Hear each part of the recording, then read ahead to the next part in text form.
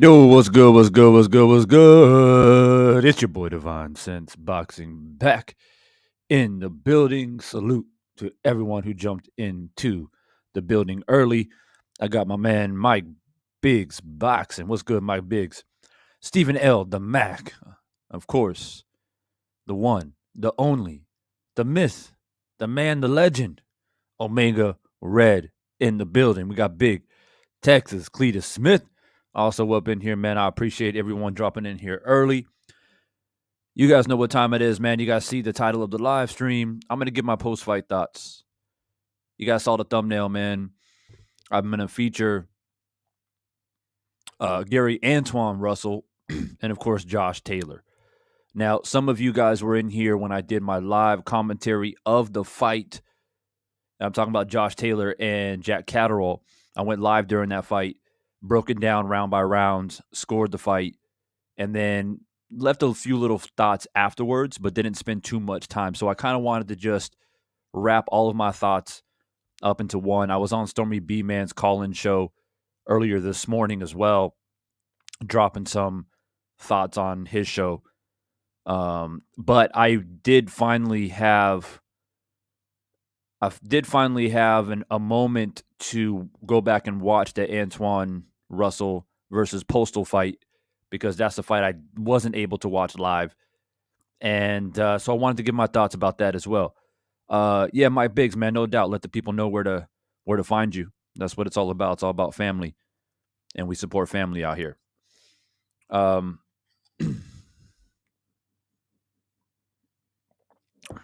mind me. I got to get my green tea in me, man.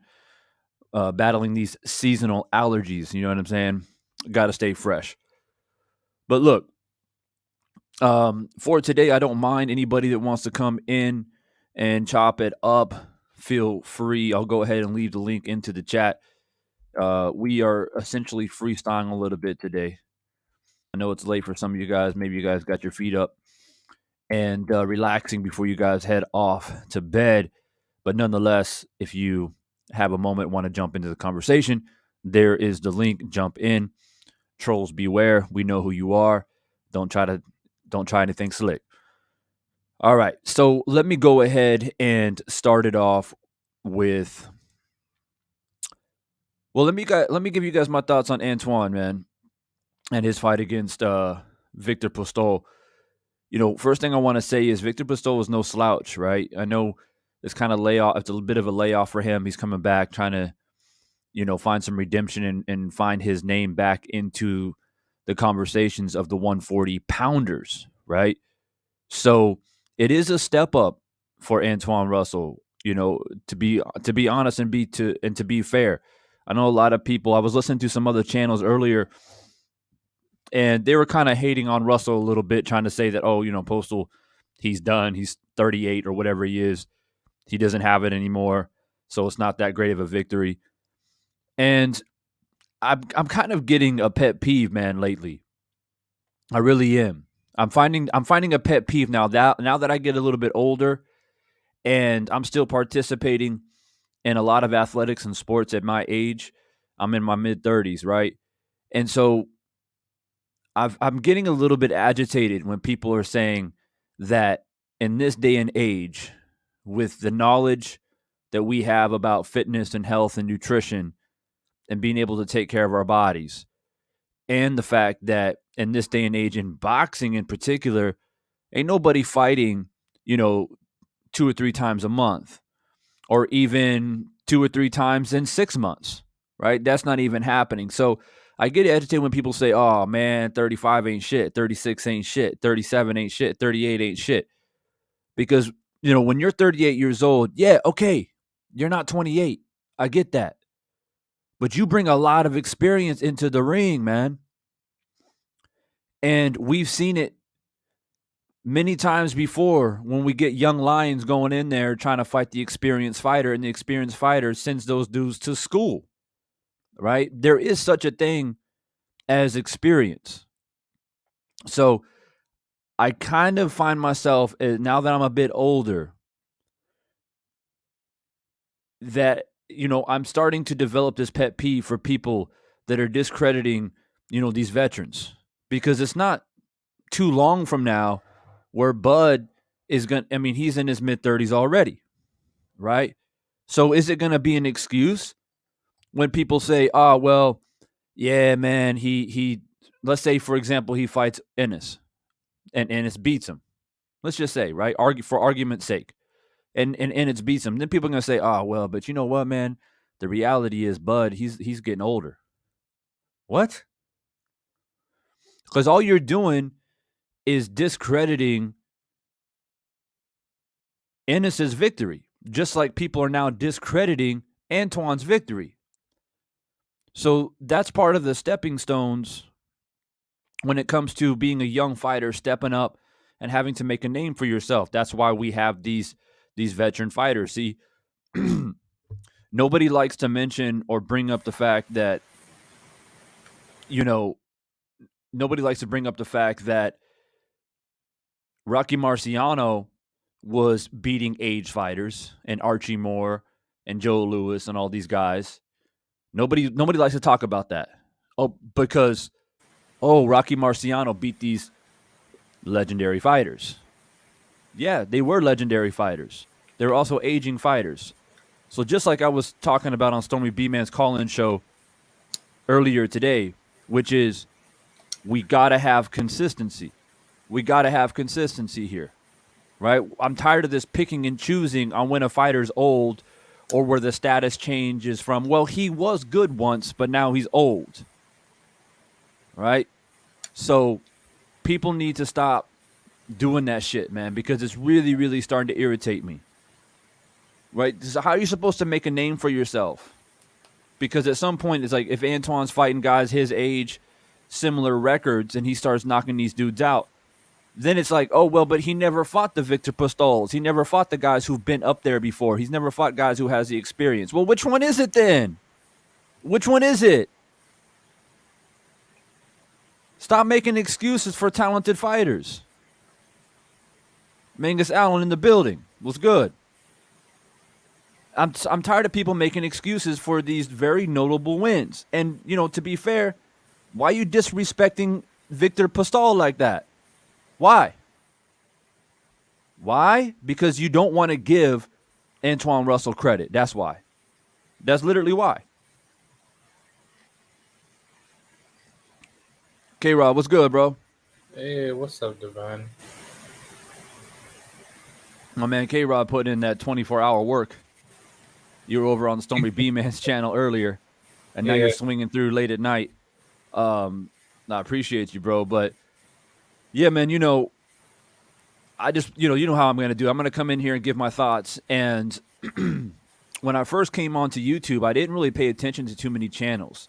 I subscribed to maybe 4 or 5 different channels. I kept my circle really small, and I just did my content, right?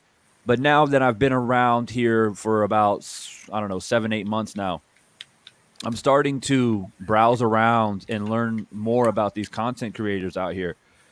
And I don't want to make this video about these other content creators out here, which quite frankly and quite honestly, their boxing knowledge is very limited. And it makes me wonder, like, wow, how does this channel have, 10,000 subscribers, 15,000 subscribers, getting like 2, 3,000, 4,000 views every single live stream? Because I'm sitting here listening. It's like all I hear a lot of times is hate, man. A lot of hate. A guy gets a victory. Oh, well, here come the excuses. Like, why aren't we spending more time? Marcus Walls in the building was good. Why aren't we spending more time on talking about the referee in the Josh Taylor Jack Catterall fight? Why aren't we spending more time talking about that? Now that's a real issue to talk about, right? And I actually came across a channel earlier tonight before I went live where a guy was making excuses for Josh Taylor. Oh, he was weight drained now, I guess, huh? Oh, that's why. That's why he looked like shit, because he's struggling to make 140. Even though Josh Taylor came out post-fight saying, "Oh, I made 140 okay. It was all right. But yeah, maybe it's time for me to move on." Don't do that. Yeah. Don't do that. So, I just, at the end of the day, if you're a channel content creator out here and you keep it real and honest, then, I'm gonna support you. I'm gonna come in, I'm gonna subscribe, I'm gonna click the like button, and I'm gonna show love in the chat. And I don't have to be one of these channels who never run around here and show love to people. I do it all the time. And because I just love talking about the sport of boxing and I like hearing the truth. The truth will set you free. So, do you have any thoughts on anything that I just kind of touched on, K-Rod? Rather, it's people discrediting Antuanne's victory over Victor Postol, or people are coming forward now making excuses for Josh Taylor? Yeah. I mean, I just want to say to hell with all these Josh Taylor racist man fans, because a lot of these people really have no knowledge on boxing. And, I find it pretty sad that, for the people that are Scottish and British, it doesn't matter. But the people that are defending Josh Taylor are going to be the same ones that will say, "Oh, well, Josh Taylor, he wasn't ready coming into that Jack Catterall fight, but don't worry, as soon as Josh Taylor gets up to 147, he'll be ready for Terrence Crawford and all these other guys." No, he won't. No, he won't. I don't know if you guys saw this video, but there was a interview that Crawford had done with some British dude, and the British dude asked him. He was there with Josh Taylor, Terrence Crawford, and he was asking Crawford, Josh Taylor's going to move up to 147. Would you fight him? And Crawford said straight up, "I will beat his ass," and literally said straight up to Taylor, "I will basically demolish you." And I truly believe it, because it's like you know basically the fact that people think that Josh Taylor has a chance to make it at 147, you guys are completely dog shit and brain dead to not even understand that Josh Taylor's skills are not as good as you really think. He's a dirty southpaw. He's not a traditionally schooled southpaw. He fights very, very unconventional, leaves himself wide open to get hard countered, and whenever he has these defensive, defensive lapses that forces him to get hit a lot in the pocket, he ends up resorting to dirty tactics in the ring when he can't really land, effective shots on you. And he I'll also say that Taylor doesn't have a good ring IQ either. So I just think at the end of the day, Josh Taylor is making himself look really bad coming out of 140. And depending on what he's going to do next, I would probably stay away from Terrence Crawford or Errol Spence or any top dog killer at 147 until you get your bearings up, because I want to see him be in there with some killers, but like Taylor wanting to go after Crawford after getting whooped by Jack Catterall, that's not a good look. That actually makes you look like food for a lot of killers. Right. So Absolutely. And I understand. Josh Taylor, he was doing well. He was undisputed, or he still is technically. I shouldn't say was. They get upset. Use your adjectives correctly. Yeah, well, I guess he is.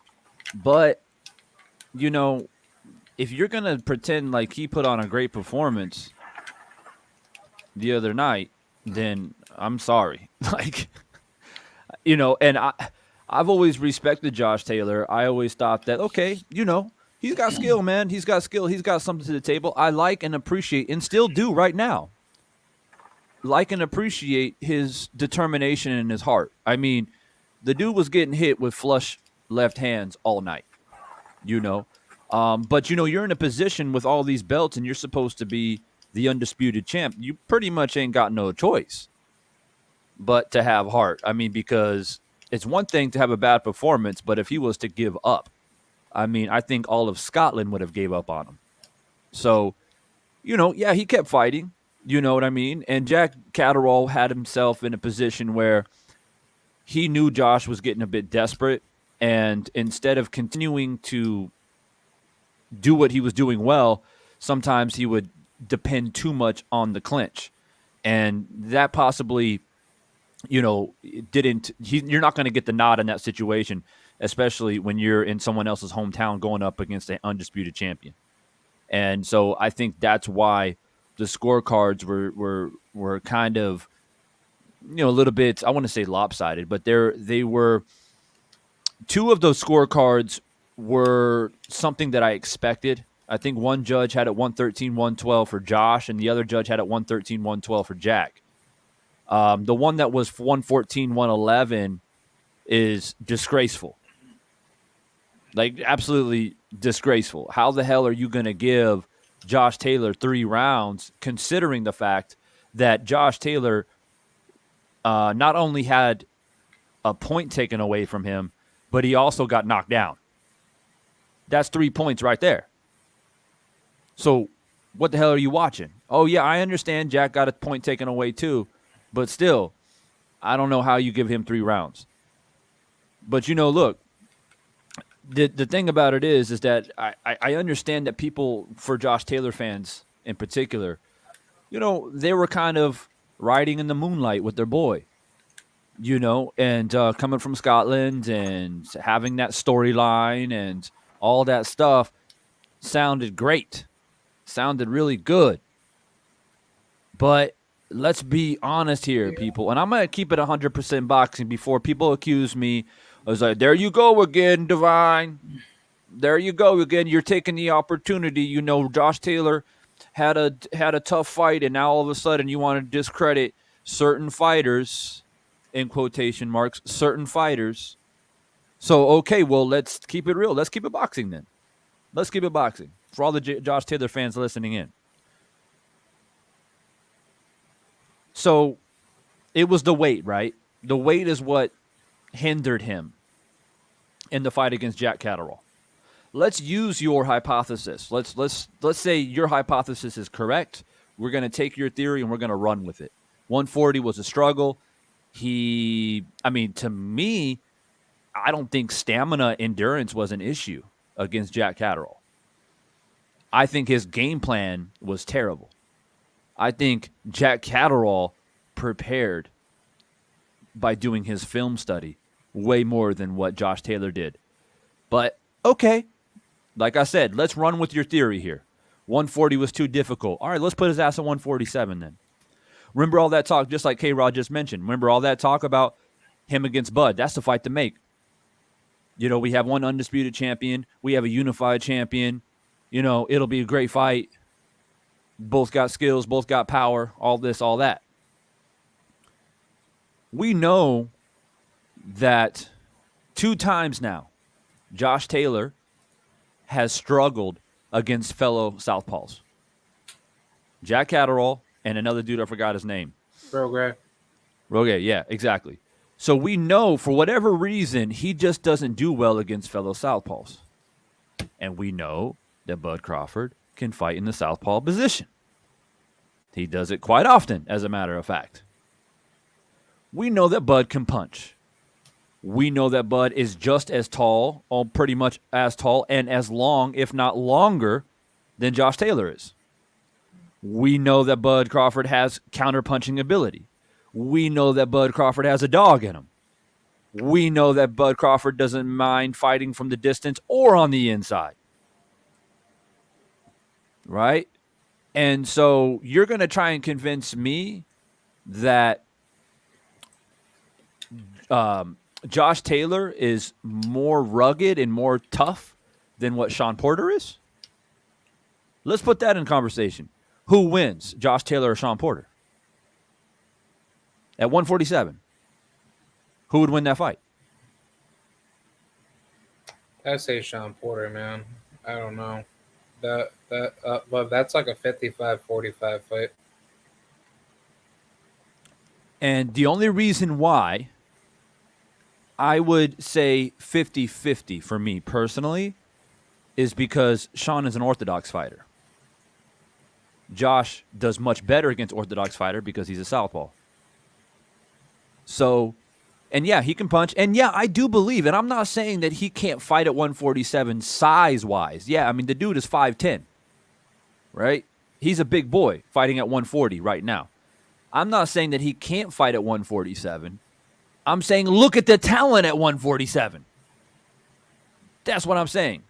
I truly believe it's a 50-50 fight between him and Sean Porter. And the only reason why I say that is, like I said, because Sean Porter is an orthodox fighter and Josh does very well as a southpaw against orthodox fighters. Bud is a whole different animal, though, because he can fight the entire fight if he wanted to in the southpaw stance because he knows that's what troubles Josh Taylor. Josh Taylor has shown nothing now that he has made adjustments against southpaws. So another thing is Jack Catterall put Josh Taylor on his ass. So, and that's at 140 against a guy who's not known to be a puncher. So Bud literally puts dudes to sleep. I've seen him put guys to sleep. Yes, at lower weight classes. But he put, what was it, Sean Porter down, what was it, twice? In their fight?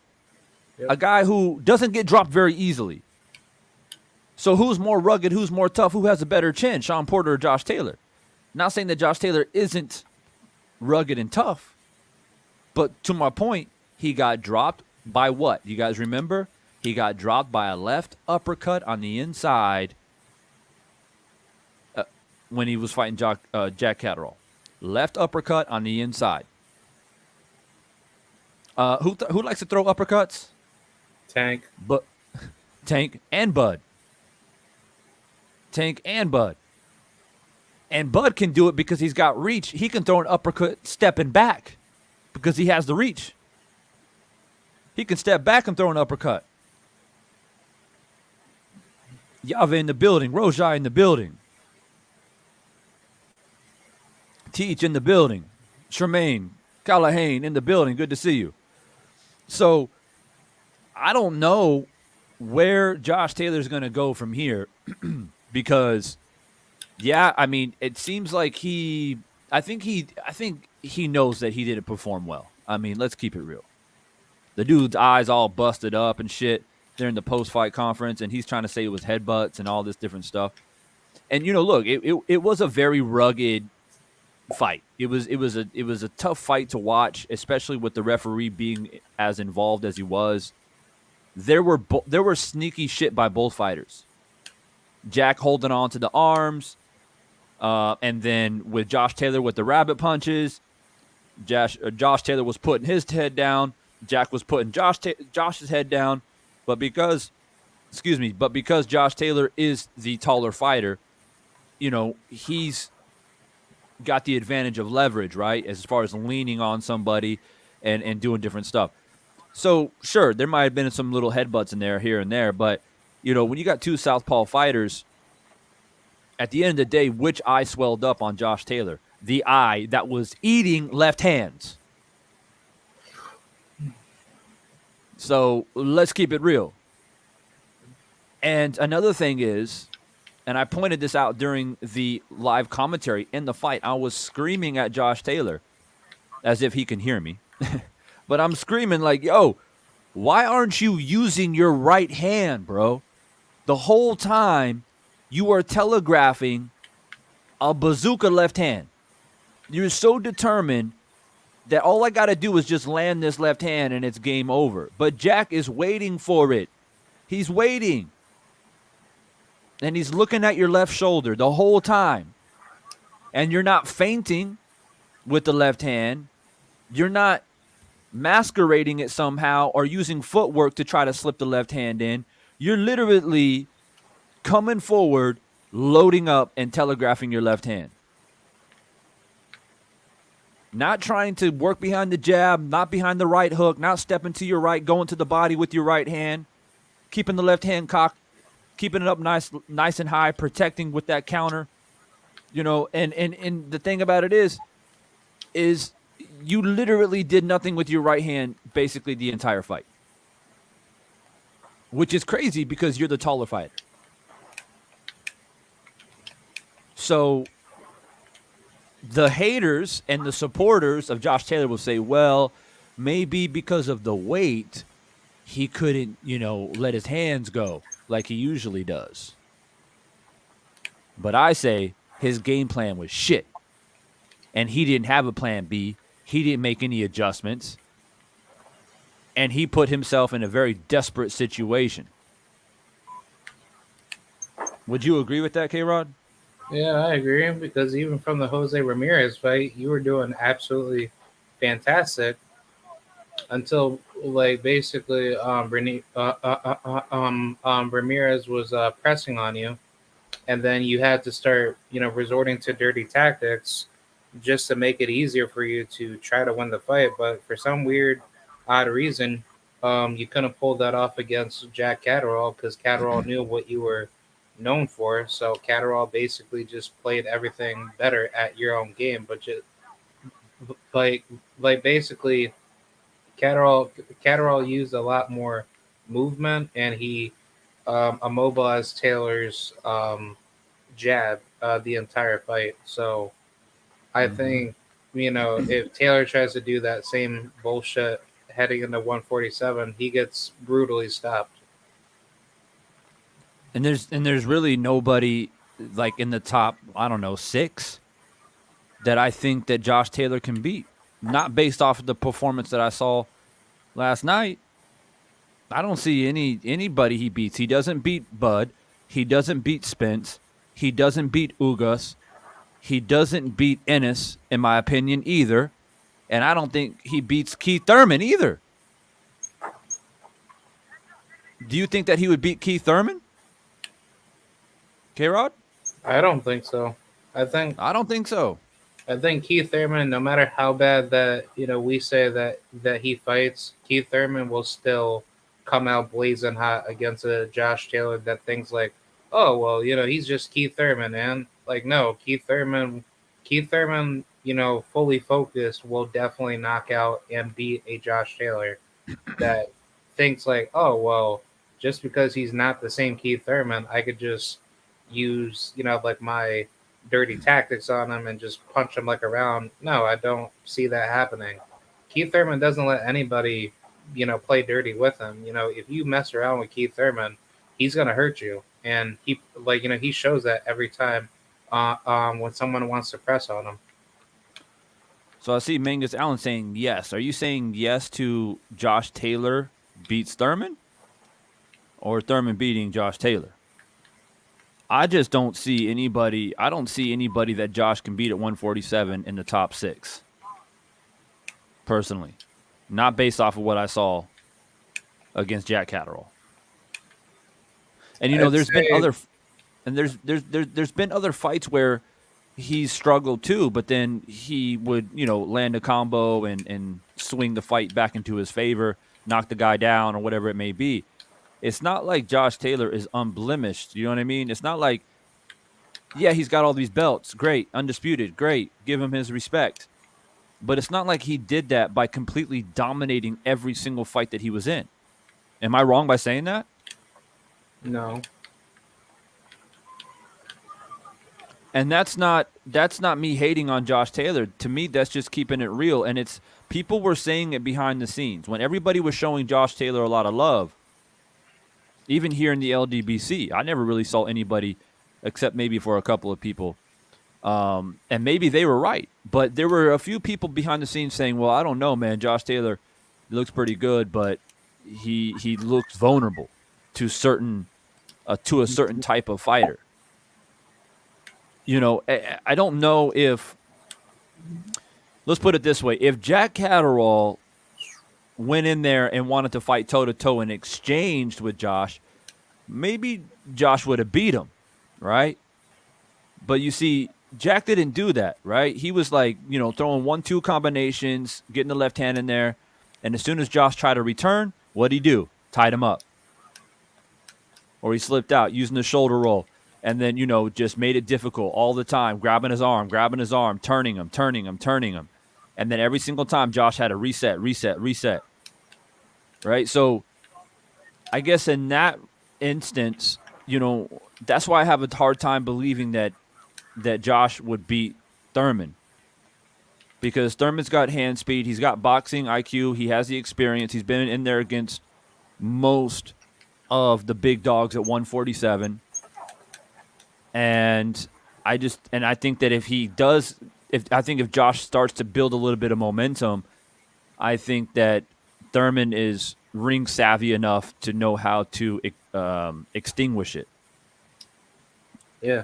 But I don't know. I could be wrong.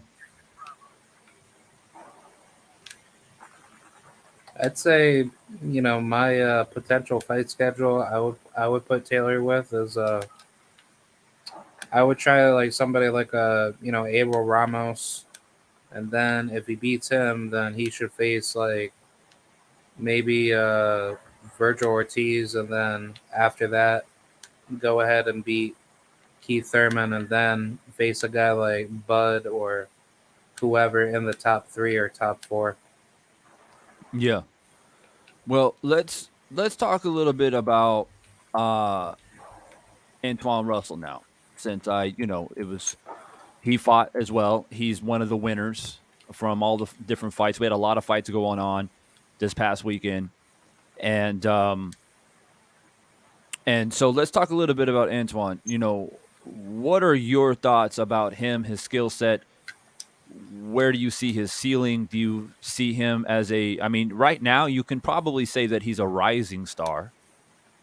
I don't think that he hasn't proven himself to like be the best yet. But do you think he has that potential based off of what you saw against Victor Postol? Does he have that type of potential, or do you still see some holes in his game where he's not quite ready yet? What do you think? I think he's already there. It's just that he needs to work on his defense. I don't see why people don't talk about that. They just say, "Oh, well, he got knockout power. He could punch." Okay, well, that's good, but at the world championship level, correct me if I'm wrong, you have to have good defense. So, I don't think I've ever seen a boxing fight without, high level defense. And you can't tell me that, Gary Antuanne Russell is going to become a star if he's not going to work on those flaws. But I think he'll be okay. He just needs to work on the little fundamentals. That's all. And I think he's going to scale very high. Right. Yeah, he's very sharp. He's got very good hand speed. He puts combinations together very well. I think that bothered Victor Postol a lot. His ability to just keep coming back at him and very quick, sharp punches that were just, punching holes into Victor Postol. And, he was dominating the fight. You know what I mean? I don't really think at any point there was a point where I was like, oh, maybe Victor can turn this around. I think that for the most part, from what I saw, Antuanne Russell was controlling it. But that's a very good point that you brought up, K-Rod, about the defense. He's a very offensive fighter. He's a very you know, I would prefer to call him a boxer puncher. You can almost call him a boxer puncher if he had a little bit better defense. And I agree, there was some shots that he was getting hit with that he probably shouldn't have got hit with because he's so fixated on his offense. And so that is always leaves the question, well, what happens if he goes up there against a little bit younger and a little bit fresher fighter who has very good counter punching ability? Because that's what offsets an overly aggressive offensive fighter. Not saying that he's like a Jake LaMotta type smothering offensive fighter. He is very smart on how he throws his combinations, and and he has a lot of abilities. But for me, that's a question. How can he handle a guy who can counter him very well, tie him up when they need to tie him up, continue to reset him, and be able to do work on the inside as well? That's my question. But definitely, I feel like he's got a massive amount of potential. When he throws punches and he sits down on punches, it puts you on the edge of the seat. For me, I'm like, oh shit, is this the one? Is this the one? Is this the one? And he's just so sharp. He's a very good puncher with his sharpness, and it's not necessarily power, but sometimes sharpness, like I said, it pokes holes into you. It just punctures you. He doesn't have, in my opinion, like one punch type power, but he just punctures you and punctures you and punctures you. And that's what happened, in my opinion, to Victor Postol. And that leads me into the stoppage. Did you agree with the stoppage, K-Rod? No. And why is that? Because the referee took away the possible opportunity for Gary Russell to actually stop Victor Postol. Therefore, not making it, logically consistent to, allow Victor Postol to go out on a shield, knowing that, he had the opportunity to basically recover from the knockdown. Right. Yeah. And, Stormy B-Man made a good point. He said, and if he couldn't stop him, it was the last round, right? Yeah, it was the 10th round. It was a 10-round fight. So let Gary get his decision then. You know what I mean? But there's a lot of people that are saying that, oh, the powers that be, they want Antuanne Russell to keep his knockout record continuing. And so there comes the inconsistencies again. Here it comes again. It always pops up every single time. It's like, and it just, God, it just disturbs me. But I don't know which one it was. I would more lean towards just, poor refereeing. Maybe he thought that Victor was taking too much damage, but you're in the last round. If he was dropped and really, really struggled to get up and barely made it, and then Antuanne jumped all over him, starts taking flush punches, maybe. But it was a situation where he was still coherent. I mean, as soon as the referee stopped it, Victor was like, bro, what are you doing? Let me finish the fight. And when you let the fight finish, if he was able to stay on his feet, then you kind of give pride to both fighters. You give pride to Victor because he was able to finish the fight. And then for Antuanne, he's like, I can't knock everybody out, but this was a good learning experience. And nonetheless, I won in grand fashion regardless because I dominated the fight. But I can also see the point where it's like you potentially could have stopped me from actually knocking him out, like getting a KO and not getting a TKO. But,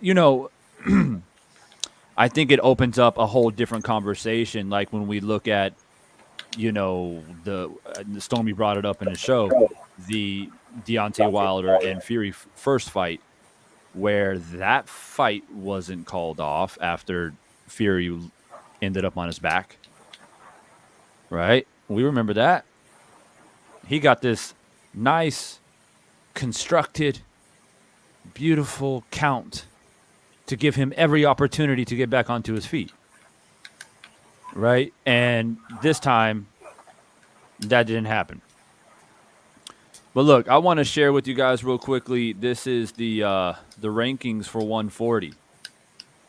I'm using boxing scene, so we got WBC, WBA, IBF, WBO all up here. And right now, as you can see, WBC at 140, number one, they got Joe Cepeda, Jose Ramirez, and Regis Borgias. For the WBA, it's Alberto Puello, Ismael Barroso. And down here in the IBF, the names are quite scattered all over the place. There's not much consistency. The WBO actually had Jack at number one. They also have Teofimo Lopez at 3. So I'm looking down here, and I don't even see Antuanne Russell's name anywhere in the top 15 for any belt, which is actually, we got Montana Love in there. He's at number 10 for the IBF.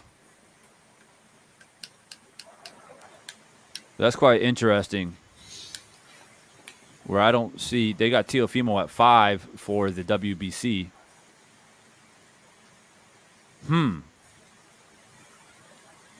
Very interesting.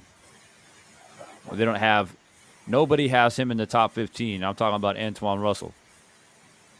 Kaz in the building was good. Anthony Jones in the building was good. Do you agree with that? Do you think K-Rod, Antuanne Russell should be in at least the top 15? Yeah. For 140? Yeah, I agree. I think he actually deserves to be like a top 5 or a top 10. But It's a bit shocking that he's not on the top 15 in any sanctioning body. I just find it weird how they get these guys out of nowhere just to be ranked, knowing that you didn't beat any certifieds to even get up, to that level. I could even compare it with female boxing. I don't know if you know that one fighter, Ebony Bridges. Yeah, I've heard of it. Yeah. Yeah, well, check this. She gets a title shot, right, to fight Shannon Courtney, Mm-hmm. and she obviously loses, right? She then Yep. comes back, fights two, back to back, unknown fighter, fights that didn't really, quantify her, into the ranking system, but she basically gets a title shot through the IBF, in which I believe she was ranked number 10. And like, I want to say by the IBS rules, you're supposed to fight the number one, um, but the number one ranking mandatory contender. And then if that fighter can't, fight the champion, then it goes down from number 2 and so on. So out of nowhere, she gets a title shot to fight the champion. I believe her name is Maria Roman. She's some like 38 or 39-year-old lady, but she gets a title shot over 9 other women. And by the IBS rules, that's not supposed to be a mandatory title shot. If anything, that could be a voluntary title defense, but uh, by the standards, they're supposed to contact the number 1 or number 2 rank contenders to be called up to fight the champion. So just out of some weird reason, she gets a title shot to fight Maria Roman, knowing that she lost her very first title shot against Shannon Courtney, and then she comes back to get 2, unranked back-to-back wins over women that aren't even ranked at all. Those ladies are, I think, Gangloff and Beck Conley. But still, that just shows the mega corruption, in boxing, just to allow people like her just to basically butt in line over, other people that have been working so hard just to get up to the world title level. And I find that to be absolute bullshit, because it's in any other sport, you can't do that shit. Yeah, definitely. Yeah. And it just makes you wonder, right? It really, really makes you wonder where the same people that say, "Oh yeah, they went ahead and stopped the fight," for Antuanne versus Postol because they want to keep his, undefeated record / KO record going. But then he's not even in the top 15 in any. I just pointed it out for any belt, not in the top 15. There is a poll going on right now. Make sure you guys vote. Let the people know. I mean, we are the voice of the people, and let them know where should Antuanne Russell be ranked now after his victory against Victor Postol. Where should it be ranked? Get those votes all the way up. I see the poll moving quite a bit. So everybody that's in here right now, vote. Let the people know where you think Antuanne Russell should be ranked at 140. As I pointed out earlier, if you just joined in, he is not in any top 15 for any belt. That's WBC, WBO, IBF, none of them.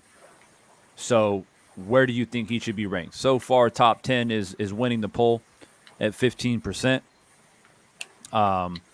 If I were to vote in this poll, I would say top 10, but he should definitely, without even question, be in the top 15. And all of the belts, and all of them. He should be at least in the top 15 in all of them. And I would like to see him in the top 10 and a couple other of the belts, or either WBC or WBO or whatever. I don't really care. But the very least, he should be a top 15 fighter at this point. But, yeah, Mangus Allen, no doubt, man. As soon as you vote, hit that like button as well. But I have here now a little bit of a different ranking. This is from the Ring. This is what I usually use. I just pulled up Boxing Scene because just wanted to see what they had, and they like to list out all the belts, which is pretty cool. And even for the Ring, they have Montana Love at 10, who's 17-0 with one draw. I mean, that's another question for you guys. Who wins, Antuanne or Montana Love? Antuanne. I think Antuanne wins as well. So it's quite interesting. It's gonna, maybe it takes one fight. Maybe he's gotta fight a title eliminator, but I don't think they'll give him that opportunity if he's not at least in the top 15. Maybe he can grab one of these guys up here, like Matias or Barboza, or one of these guys up here and gets a victory against one of them, and then maybe he'll be up here on this board. I'm looking forward to it. I think he's full of talent. I think his ceiling is very, very high, and I'd like to see more of him. And I want to see him in some good fights now. Victor Postol was a good, nice little challenge against a guy who's been around, who's very distinguished, and he won very, very convincingly. He wasn't perfect. There were some flaws, but, he did seize the moment. He stepped into the ring and did what he had to do. So I want to see him getting bigger opportunities. What is he now, 15-0 or 16? Yeah, 15. Yeah, 15-0 with 15 KOs, right? Yeah. So 100% KO ratio. I think it's time for him to be fighting one of these guys that are up here on the screen, rather as Barboza, Matias, or Pedraza, or somebody here. It's time. Or even Montana Love. Montana Love actually is a fight that you can sell, I think. That's a fight that you should be able to sell no problem. That can actually bring in a little bit of revenue. Maybe make Montana Love and Antuanne Russell a co-main event to some bigger events coming up in maybe like June or July, something like that. Can I add in on the Subriel Matias situation? Yeah, hold that thought just for a second. We got TS Boxing in here. TS Boxing, what's good, bro? What's going Yes, on, sir. man? What's up, K-Rock? What's up? You guys doing? How are you? All good. Yeah, I'm good, I'm man. good. Before I swing it back over to K-Rock, because he's got something to say, did you have anything? Because you came in here, did you have anything that you wanted to say real quick? No, I'm just with you guys chopping up on this Gary Russell thing. I was actually talking to Watcher the other day. I mean, I was looking at this fight. I was surprised that it got made because, I don't know what he paid him, but it's a net negative really for Postol to take this fight. You know, if he loses, it's bad. If he wins, you know, Russell doesn't have that much of a name. But for Russell to take it, I think that was a huge step up because Postol for me is easy like a top 7 guy at 140 right now. I mean, not anymore, but at the time, I know he had a long layoff, but I know some people thought he won the Ramirez fight, and he gave Taylor a run. He actually hurt Taylor in that fight, and Mm. he was outclassed by Crawford. So Postol was a really good name, and it was just a bad matchup for Russell style wise. Like it was the worst possible matchup he could have with the length and the reach. Because I mean, you saw it. Russell is a dog fighter. He gets in and works. I mean, that's how he was doing Jerron Ennis in the amateurs, the same way. That's just his thing. And for him, I thought he did a good job. I think he has things to work on, but I'm big on Russell. I like him. So Yeah. Now that I have you in here, TS, what do you think Josh Taylor should do next? move up. But again, I don't think he beats.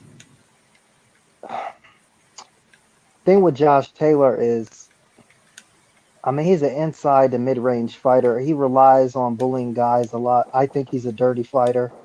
I know Watcher said that in the chat, but I was saying that even before him. I kind of convinced him that Taylor was a dirty fighter because he is. I don't really like the headlocks and stuff, but I respect what he's done in unifying in such a short time and with the names he's got.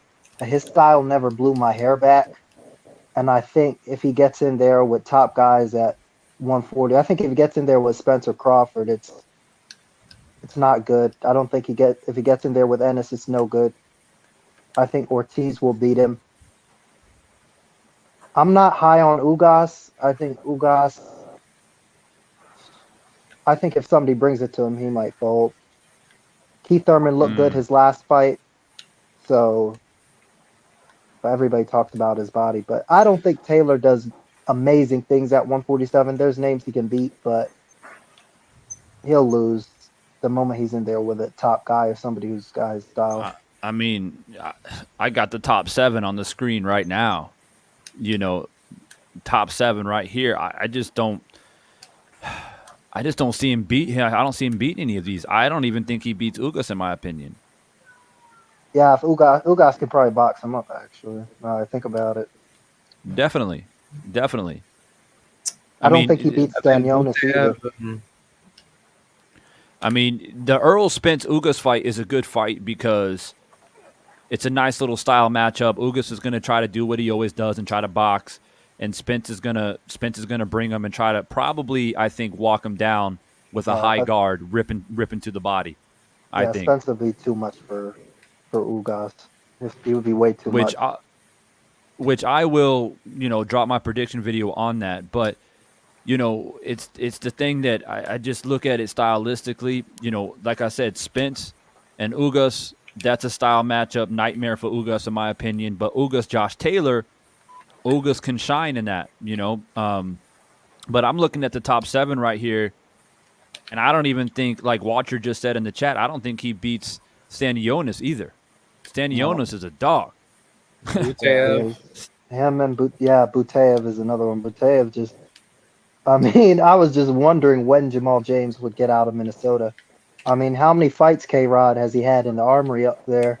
I mean, I don't know what they were trying to do with him, but when he got in there with Butev, it didn't look good for him. Yeah, because I didn't know anything about Butev until I heard, about what his, background is, and I was like, yeah, this guy is pretty much like a dangerous version of who was that one good Russian fighter back in the day? But basically, like, think of Butev like a Soviet style type of fighter, but he's like a very dangerous inside pressure fighter that doesn't Yeah, back down from punches. So like, even if you throw like your hardest punch at him, he still comes at you. He doesn't care. But it's like he's very technical, on the inside, giving you hard ass shots, and that's what I like out of his style because a lot of people think he's just like a one dimensional fighter, but he's really not. He's a very smart inside fighter. Well, who do you think wins? let's say Josh Taylor comes in to 147 and he won't go for the top dogs. Let's say he tries to tap into the top 12, top 10, something like that. And let's say he goes in there against Conor Benn.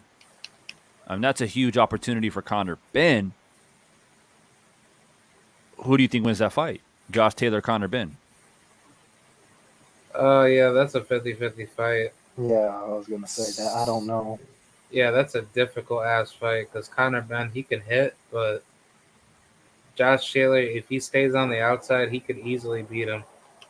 But I don't think that's gonna be promised because if Conor Benn hits you to that body and he just mixes that shit up, I think Taylor can easily go to sleep. So it's looking pretty tough. I mean, and you guys just mentioned Butiev.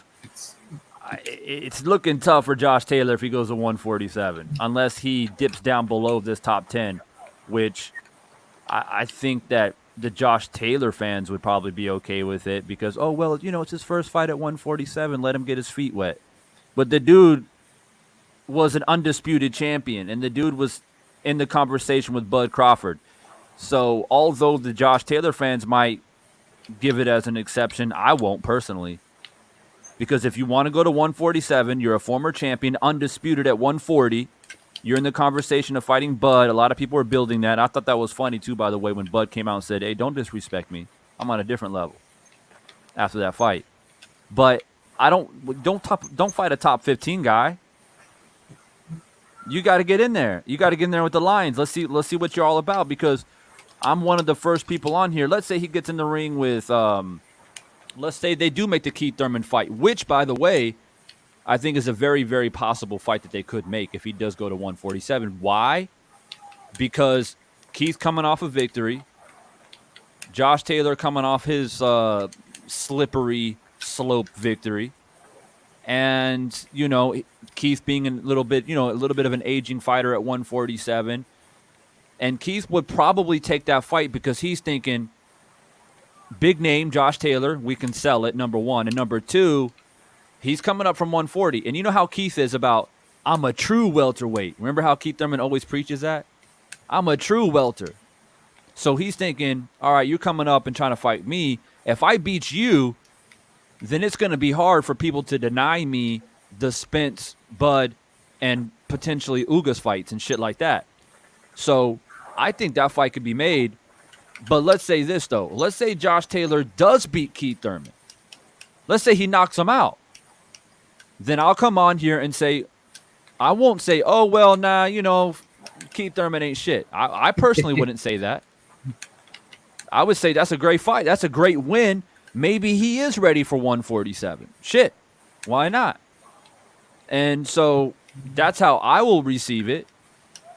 And I don't know why why Josh Taylor fans would get all nervous about he won't get the respect if he were to beat someone like Keith Thurman. You ain't gonna hear it over here. Beating Keith Thurman and knocking him out especially makes a lot of noise at 147. Right now, nobody's feeling very confident about putting him in there against Bud Crawford. I mean, let's be real. No. Even if you're a Josh Taylor fan, like seriously, you got to go in there and you got to beat a notable fighter at 147 to put yourself back into the conversation with Bud Crawford, man. You just have to. Now, if you knocked out Jack Catterall in 6 or 5, yeah, people have no choice but to say, okay, well, let's see this Bud fight. Shit. Let's see what happens. But that's not what it is right now.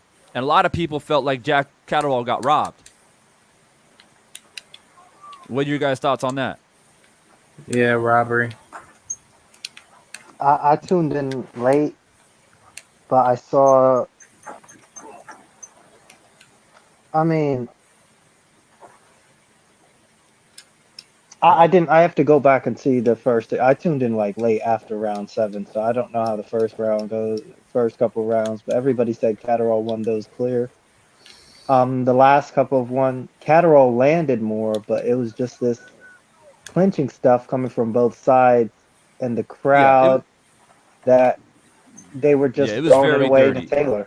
Yeah, Anybody and not to cut you off, but anybody who says that was an easy fight to score, then I have a disagreement with you. And I've been doing this shit for a long time, scoring fights. And I'll tell you what, this was a tough fight to score. And that, in case in point, what you just mentioned, TS, is that there was a lot of clinching, a lot of referee interference, there was 2 minutes out of a 3-minute round where both fighters weren't really doing shit. So you're scoring the fight off of a minute or maybe 45 seconds of activity. And so that's just hard in general. And I have my scorecards right here, right in front of me, and I'll tell you exactly how I scored it. I gave round 1 to Catterall. I thought he came out. Actually, round 1, I was like, damn, who's this guy? Jack Catterall. He came out in the first round and hit Josh Taylor with like 5 left hands in the first round. I was like, shit, flush in the face. But, I told everybody that was tuning in, because we had some Josh Taylor fans in the live. I said, don't panic, maybe Josh Taylor ain't warmed up yet. So then I gave Taylor 2 and 3. I think he made a few little adjustments, and I felt like he put Catterall kind of a little bit on the back foot a little bit. Catterall started to go towards the ropes, and then I thought maybe this is what I kind of expected. Maybe the first round Jack looks good, and then Josh will start to pick it up. But then I gave Catterall 4, 5, 6, and 7, and then he got a knockdown in 8. So that's literally a 1, 2, 3, 4, 5, 7-point swing right there. All for Catterall. Platt Boys in the building, finally made it, bro, to the live, bro. Good to see you. But then this is my point. After that knockdown, I feel like, personally, Jack let Josh off the hook. Because Josh got desperate. Jack knew that Josh was desperate. And Josh really started to do the dirty tactics, loading up with big shots, and trying to scratch his way back into the fight. And I gave Taylor rounds 9, 10, and then 11. I scored it 9-9 because you had the point deduction from Taylor at the end of round 11 when he kind of punched Catterall in the chest after the bell. The referee took a point away from Josh Taylor. I scored it 9-9. And then the 12th round, I felt like Catterall didn't do shit, honestly. I think he thought in his head, I won this fight, and was just trying to move, clinch, try to get through it. And Josh didn't do that much, but he definitely did a little bit more than Jack, because Jack didn't do shit. So ultimately, I think that gives my fight a draw? But I don't have a problem if it's 113-112 for Josh or 113-112 for Jack. It doesn't really matter to me. My whole point is that Taylor disappointed. Period. There's no other way you can cut it or slice it. Big disappointment. Didn't make any adjustments. And the fact that we are discussing whether it was a robbery or not is solely based off the fact that Jack let Taylor come back a little bit in the later part of the fight after the knockdown in the 8th round. And that's just how I saw it. There might be people that might not agree with that, but I did this shit live. I judged it live, round by rounds, completely unbiased commentary, because I'm not necessarily a fan of either one of these fighters. So I see my man here, Arturo, in the building. He says he had it a draw too. But the fact that even if it is a draw, even if you win by 1 point, you ain't supposed to win by 1 point. You ain't supposed to win a split. You ain't supposed to win a majority decision. You supposed to, what was the odds? It was ridiculous. It was like a plus like 800 or some shit. I mean, you were supposed to knock this dude out. Andre Ward and Timothy Bradley gave their predictions right before the fight, and they both said, I see him stopping Jack before the 6th round. So that's why, right? That's what people need to focus on. The robbery itself is like, we get upset sometimes where robberies happen. But this, to me, this is not even on the same level of robbery as the Michael Fox. It's not on the same level of the robbery as the Consensao fight. Who did he fight? not too long ago. Was it Valdez? Valdez. Yeah. Yeah, I thought Constantine won that fight. I thought that was more of a robbery, in my opinion, than this Taylor Catterall fight, in my opinion. I thought that Constantine boxed very, very well for at least 8 rounds out of the 12. I gave Valdez maybe 4. And that's just my opinion. But look, I think the bottom line is it was a poor performance, and where does he go from here? And I have the top 7 up here on the screen on who Josh Taylor can fight at 147. And for me personally, I don't think he beats any of them. But none of those guys are with the top rank. They're gonna need to bring money in if they want one of those guys. I mean, it's gonna be the politics here. I mean, Watcher says in the chat they could do Kell Brook. I can see them going that direction. But honestly, if Kell Brook is on, which is a big if, he probably beats him. Kell Brook at his best beats Taylor probably any day of the week, honestly. But that was a while ago. Okay, but do you think Kell Brook beats Josh Taylor now? I don't know. That's the thing. I don't know.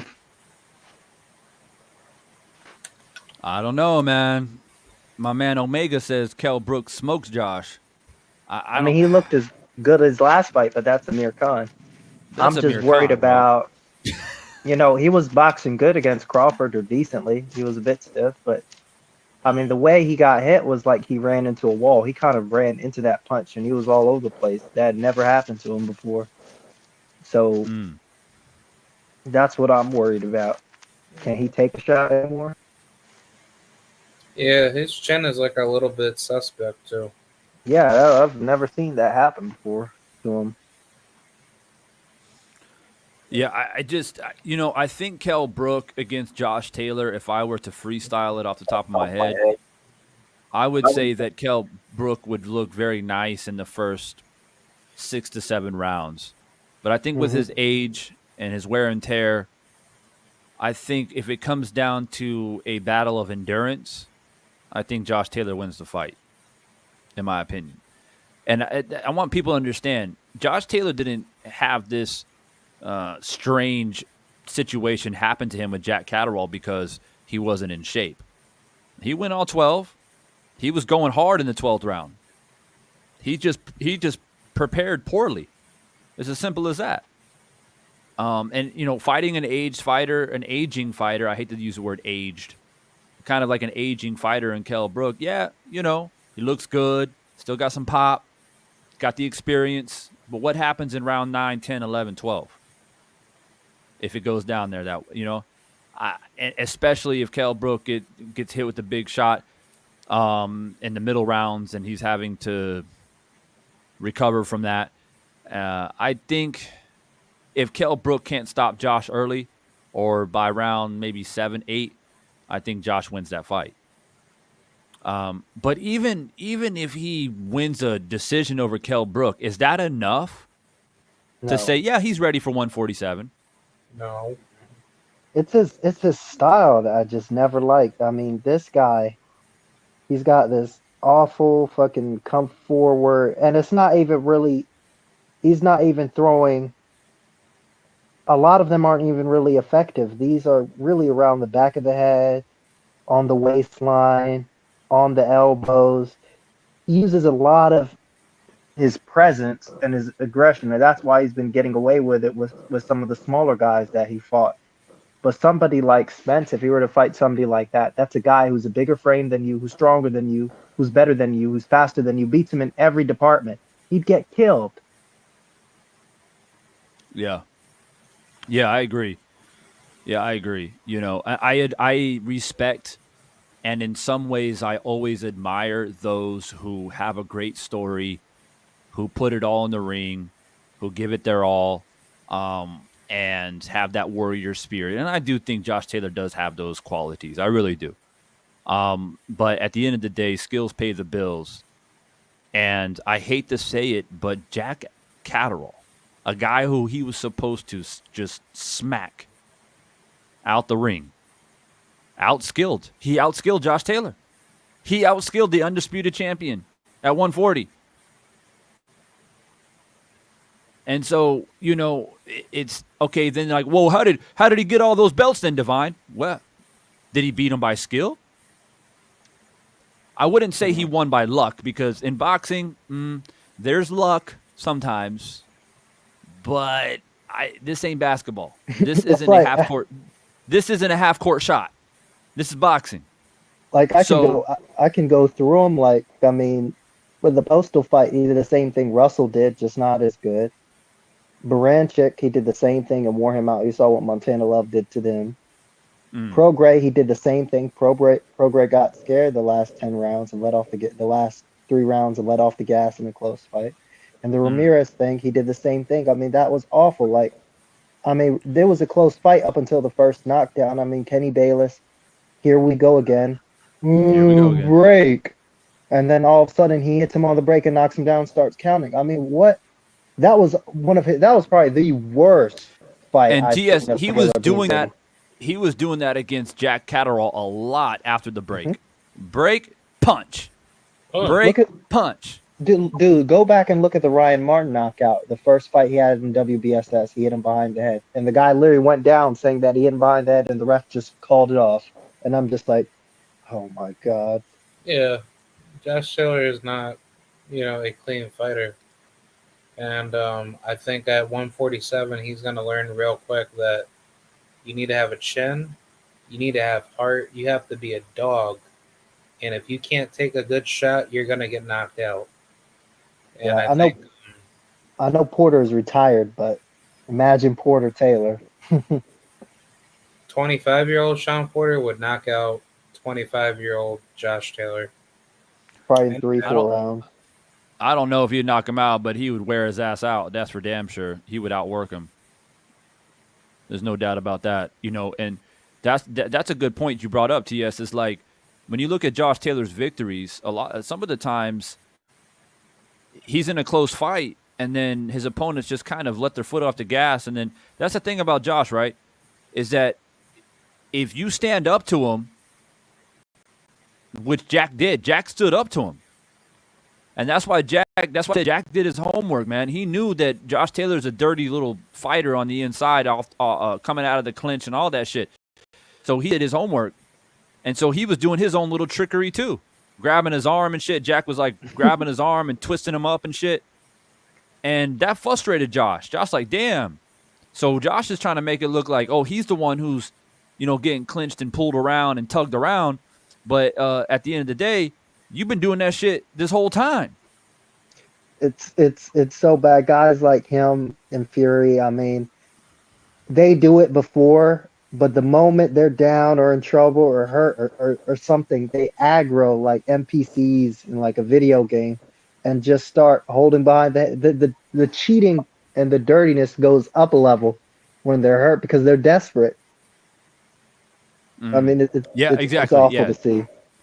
Yeah, that's a very good point. Fighters to begin with, so Josh Taylor definitely got desperate, especially after he got knocked out.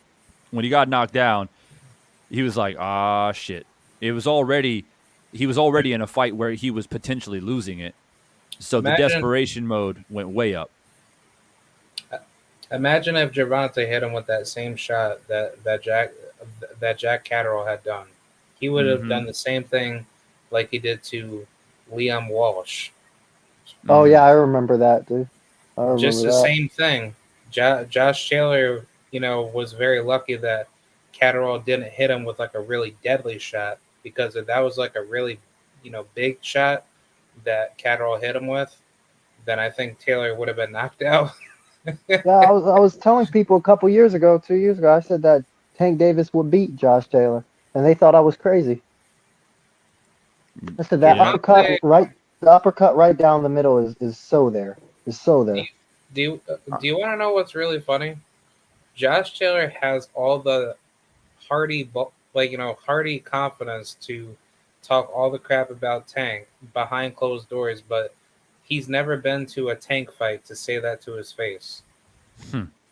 He's always been quiet about going out to the U.S. to go see Tank fight, but yet you're telling Floyd and Tank that they're ducking you when nobody's really like afraid of you. So now here you are looking real stupid, and you're basically food for 147.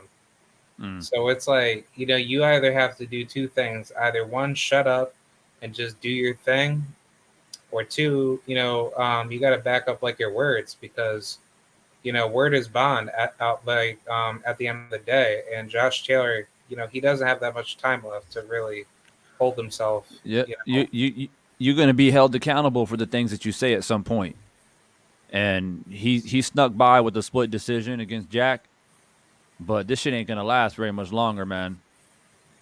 It ain't gonna. If he goes up to 147, he ain't got no choice but fight somebody in the top 8 probably, and we can see Josh Taylor being put to sleep.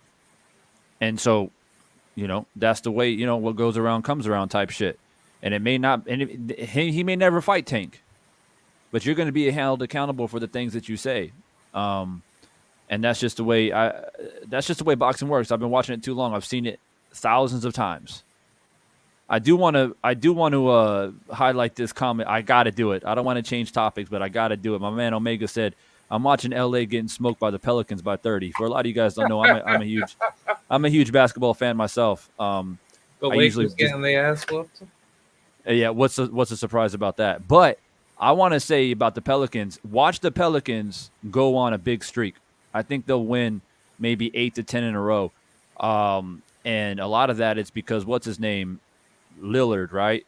He not Lillard, McCollum. He's in a position now where he can shine. And he's balling right now. So be prepared. Be prepared for the Pelicans. And any LA fans, I know there's definitely LA fans on my channel right now. Y'all just give up, man. I don't even think they're going to make the play-in. No. Personally. It's over. It's over. Divine. Yes, sir. I was going to add on about the Subriel Matias and Gary Antuanne Russell situation. So here's a problem with that. Subriel Matias, he'll be fighting Jeremiah Ponce, that Argentinian dude, for the IBF title, mandatory position. But knowing if Taylor's going to move up, that's going to be for the vacancy. So theoretically, Subriel, he'll be the champion. And I don't know if Gary could really ever fight him. I probably say until Gary gets a belt, and then he'll unify.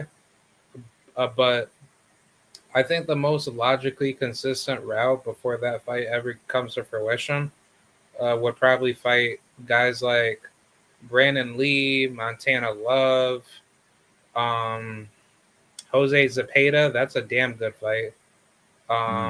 Who else? I wouldn't mind Teofimo Lopez. Go after him. Beat his ass up. Yeah. Are they looking at? We don't know Cuello, who's gonna. Oh yeah. Cuello and Russell for the vacant WBS. That's what Tay said on his channel yesterday. We got Drew Titan, man, in the building, man, stopping by, showing some love, man. What's good, Drew? I know you just went live. I was trying to catch the tail end of it, and I did pop in there for a bit. You had a nice show going on earlier tonight. He says, had to slide through to show support. # my people, these people, laugh out loud. Yeah, no doubt, man. Drew, I appreciate you stopping by, showing that love and appreciation.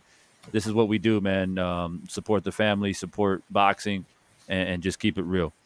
Teofimo Lopez, man, I don't know what he's doing out there. I think the loss to Kambosos just really, really just jacked him up, man, mentally. And he has to fight Arnold Barboza now. That's what they're going for. That's what they're trying to set up. Which is fine. Which, I mean, at the end of the day, he's got to get a confidence booster back. I mean, his poor little ego was hurt way more than his face hurt after the Kambosos fight. His ego was really hurt, and I knew it was hurt when he came out and said, or his dad actually said, when he was questioned about the knockdown, he's like, "Oh well, it wasn't really a knockdown. He got hit, but he kind of like slipped backwards." You mean he fell backwards? That's what you mean, right? Like, seriously? Like, you know, and sometimes when you see fighters, when like Teofimo, right? A guy who beat Lomachenko, he started getting all this notoriety. He's got this explosiveness. He's quick. He's strong. He's doing fucking backflips in the ring and shit. And not a lot of humble nature from him on his whole buildup, on his whole route to stardom, right? And so when you have an opportunity, the gods will bless you with an opportunity to be humble so you can bounce back and be better. And he fumbled that opportunity by making a fool out of himself and letting his dad make a fool out of him. So now in hindsight, you're probably going back looking at the tape and was like, damn, I was sounding real dumb. I was looking dumb and sounding dumb, and my dad was sounding even dumber. And so that's critical in this sport. Because if he doesn't get his mental right and back into where it was when he was confident, then he's going to be one of those guys. Oh, yeah, that Teofimo Lopez guy, yeah, he was pretty good once. That's who he's going to be. How many times have we seen that in boxing, fellas? When we see a guy like Josh Taylor, he might be one of those guys too. Oh, yeah, that guy from Scotland, yeah, he was undisputed once and then he disappeared. Right? That's not legacy. That was, oh, he was pretty good once. Right? What's Marvin Hagler and Ray Leonard and Roberto Duran and Tommy Hearns, all those guys, they built legacy. Why? Because they lost, they came back, they avenged their losses, they all fought each other. And everybody, even in this current era, if you love boxing, even if you never watched those guys fight back in the 80s, you know who they are. You've heard people talk about them because they built a legacy. Are people going to talk about Josh Taylor in 20 years? No. Seriously. And this is what we always talk about, legacy. Are people going to talk about Teofimo Lopez in 20 years? No. Right? He was, oh yeah, that guy. Yeah, he was pretty good at one time. I remember he had some belts, right? Yeah. So what is the starting point to legacy? Being humble. Being humble in victory and defeat. That's how you begin a legacy. That's how you can recover and improve. And even within victory, you can still improve. And that's something that Teofimo Lopez didn't do. Even though he won fights and got those belts, he wasn't perfect. Lomachenko almost came back in their fight. He was coming back. And if he had a few more rounds, if that was a 15-round fight, Lomachenko would have won that fight because his momentum was building. Right? And instead of saying, damn, like I won the fight, I look good, I got these belts, and saying Lomachenko, he was what I thought he was. He's a fantastic fighter. I'm lucky to get out of here with these belts. And just being humble and respectful. Instead, it went straight to his head, and I'm unstoppable. Out there talking shit to Devin Haney, out there talking shit about everybody in the division. I'm going to conquer the world. We remember when Mike Tyson got humbled. Right? He was out there thinking he was Alexander the Great, out there conquering Japan and Korea and all the other shit that he was doing. I'm unstoppable. Nobody can beat me. Well, guess what? Buster Douglas just lost his mom, and there ain't nobody stopping me tonight. And he ran into him. And even though he got knocked down, and even though it was a slow count, if you go back and watch the Buster Douglas-Mike Tyson fight, the boxing god says, nope, not today. Not tonight. Mike Tyson will be humbled, and that's what happened. So that goes for anybody. And Arturo, I got to say this to you too, bro. Canelo better stay humble. He better stay humble. And I know your boy just announced that he's going to fight Bivol. I'm sure K-Rod's got a few choice words for that decision. Fuck Canelo.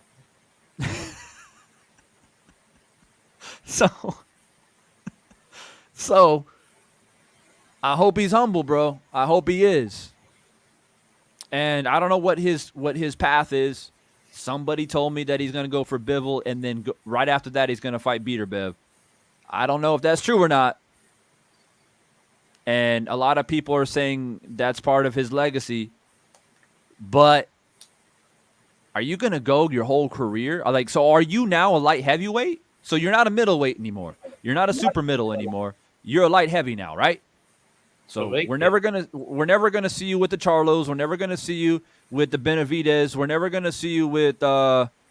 We're never gonna see you with those guys, right? So we're now accepting that now the former 147, 154 pounder is now officially a 175 pounder, right? That's what we're expecting now. He's now a light. He's a light heavy now. And shit, he might be a cruiserweight too. Oh, okay. I'm just saying. I am True Will in the building. What's good, my man? I'm still out there awake, cruising through YouTube, catching up, showing love. I appreciate you. You're probably out there watching some basketball, I would imagine. Well, Arturo, there are answers for all of that. Well, I'm sure we will have you on here again on the panel probably soon, because it looks like the Canelo fight and Bivol is now official. So I told everybody that, yo, look, I'm not going to get too deep into it, but as soon as it's official in regards to Canelo, which now it seems like it is, now it's time to cook. And, but Divine, are you still going to do a fight breakdown and prediction? Yeah, I will, because that's what I do. Doesn't mean I have to like the fight, but I will. But we're gonna make a panel, Arturo, and we're gonna start cooking very, very soon. Before we were on here talking about Canelo, it was just food for thought, and we were throwing around ideas because we weren't sure what he was gonna do. But now we know what he wants to do. So there'll be a panel soon, and I hope you stick around, Arturo, to be a part of that conversation. While I got these two distinguished gentlemen on the panel right now, I want to ask you guys real quickly, just you don't have to give a full breakdown or anything like that, because we're going to do that later. But I wanted to get you guys' thoughts real quickly now that I have you here. Who wins, Tyson Fury or Dillian White? And I'll go to K-Rod first. Honestly, I don't give a shit, but I'll probably just go with Fury, honestly. I think Fury's gonna use his cheating tactics, and I think Dillian White's gonna be sent, to his grave. So, sent to his grave. Damn. Yeah. Yes. Do you agree, or do you got some other thoughts? Well, I think Fury is probably the second biggest fraud inside this sport, behind Ryan Garcia. I mean, he's vastly overrated, and I hope somebody beats him. I hope White beats him, but I think he's just too tall for him. It's really the only issue, I think. Yeah. Short and sweet by the two distinguished gentlemen on the panel tonight. Yeah, it's kind of funny, right? Like Dillian White was pandering, and let's just call it what it is. I mean, he was basically crying, right? For the past probably 2 years for a title shot. He started the crying in like the end of 2016. Like, it's been a long time. He's been crying. He's been crying hard. And now he's got it, right? Now he's got it. Even when there was, last month, when there were some rumblings where he was going to step aside so we can get Usyk and Fury and all this different stuff. Well, it doesn't look like Usyk is going to fight anytime soon, possibly, because from what I heard, he's on the front lines of Ukraine and Russia. I don't know how that's going to turn out. But, you know, Dillian White, though, to stay on topic, he's getting what he's asked for. My only question in the fight is, and we'll chop it up soon on some other panels getting closer to the fight, and I'll release my official prediction. But for the sake of argument and conversation, my only thing in regards to Fury is what kind of Fury are we going to get, though? Are we going to get a boxing Fury? Or are we going to get a come forward, walk you down, use his size like he did against Wilder? No, I think with Because this guy is, I think with Mr. Hill, he's going to keep on this come forward crap. So you think that's now his new style, is just using his size and imposing his will? Yep, because of the trainer. I mean, I'm not really a huge fan of Mr. Hill.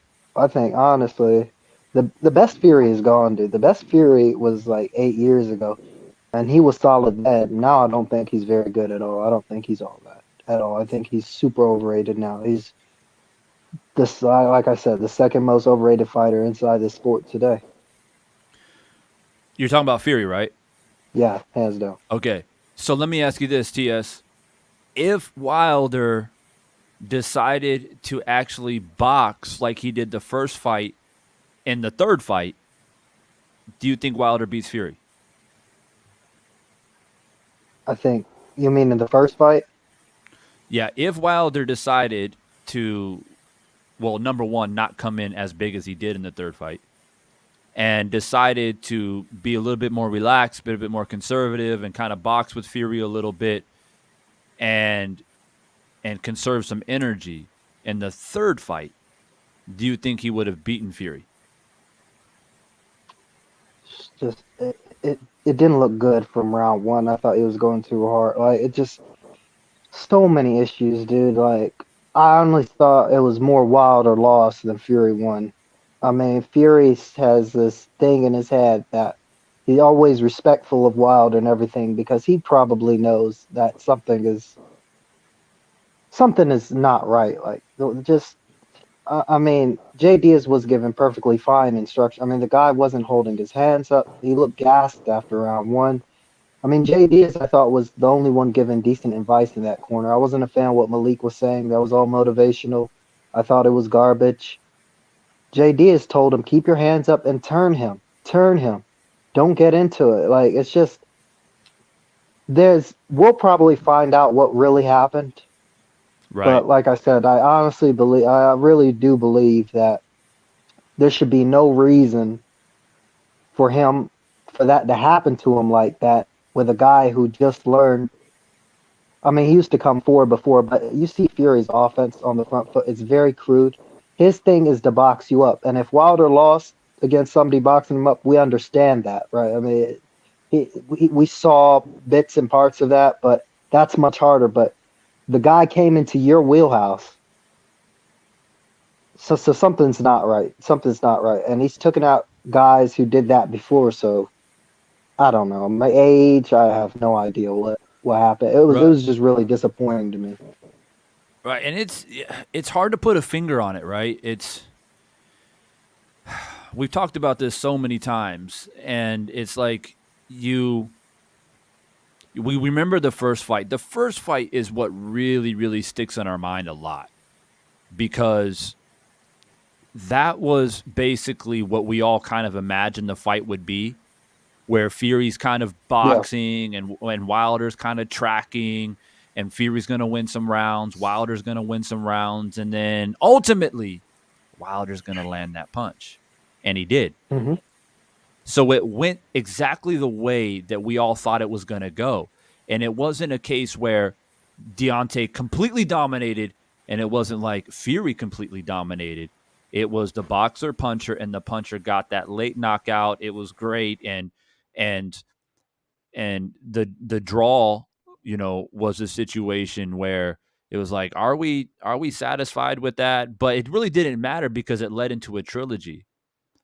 I guess I definitely do have a problem with people saying that Fury won the fight convincingly, because I'm like, really? No, I didn't see that. I didn't see that. Honestly, I had Fury winning by a point, the first fight, but I have to go back and I haven't watched it like I should have. I mean, it was definitely close, and the copy box numbers showed it was close. I mean, it was really Wilder was missing a lot, and Fury was doing a whole bunch of nothing. And then Wilder had 2 knockdowns, so it's kind of, I mean, it's kind of self-explanatory. And people forget this. Wilder was the champ. Wilder was the champ, and Fury was the challenger. So, yes, I understand it was a draw, and Wilder kept his belts going into the second fight.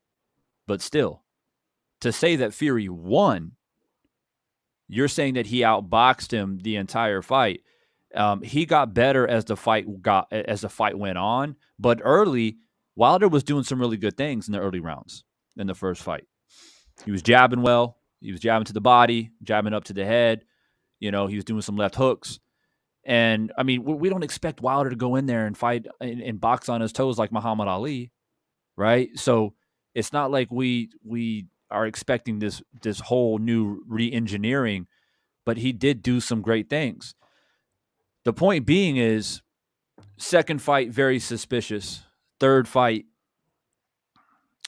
is I wouldn't say suspicious. I think it is what it is, but I think because of what happened in the second fight, it led into this weird matrix for the third fight.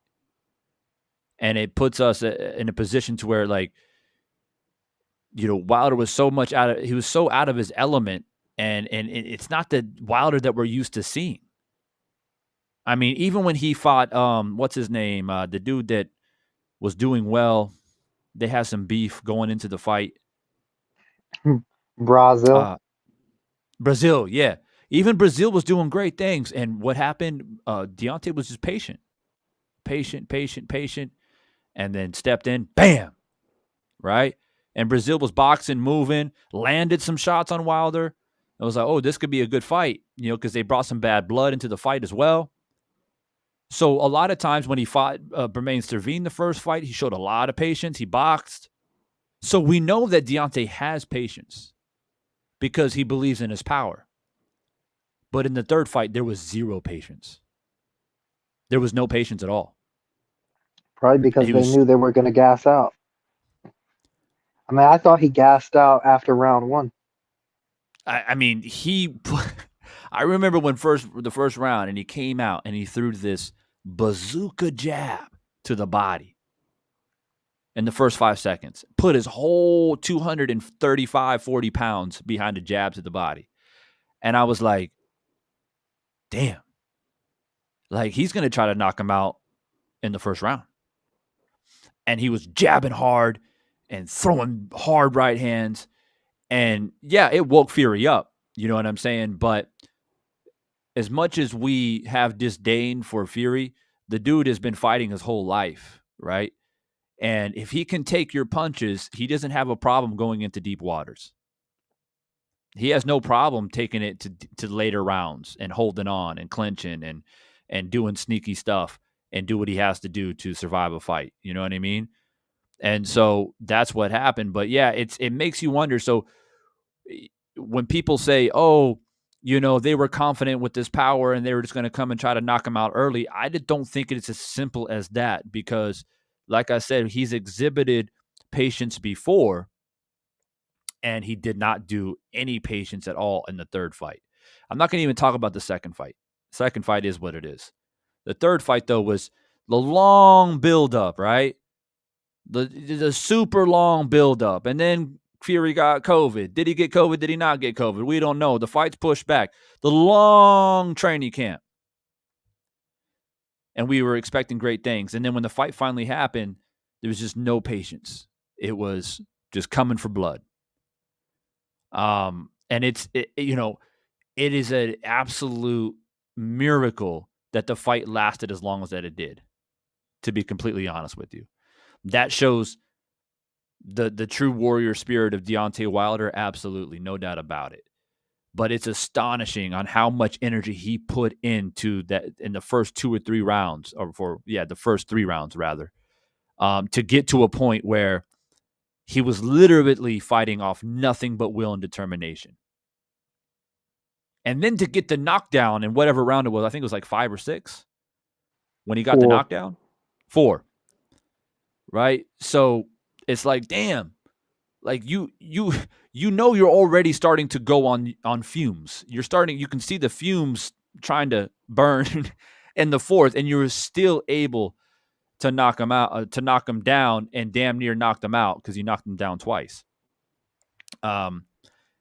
Very strange fight. When I look at a lot of heavyweight fights from the past, this is one of those real strange ones that will always stick in my mind when I look at some of the trilogies and things that we saw throughout the history of heavyweight boxing. This trilogy is definitely a very, very strange one. It's in the top 5 for sure. And I'm talking about way back, with the days of the Jack Dempseys and the Armstrongs and all those guys. This is definitely top 5 when it comes to strange things happening, controversy, and you're right though, TS. Eventually, the truth will come out. And probably I think there's something going on. Like 10, 15 years, bro. 10 or 15 years. Wait for like a documentary or something. Similar to what we saw Michael Jordan do, right? Where he came out and talked about everything that happened in his career, the 6 championships, all that shit. I don't know if Deontay will go to that extent and make like a series out of it, but at some point he'll probably go on a podcast or something and just really open Pandora's box. I really do. It's coming. And then we'll know. We'll know exactly what happened. But yeah, didn't mean to swing the conversation in that direction.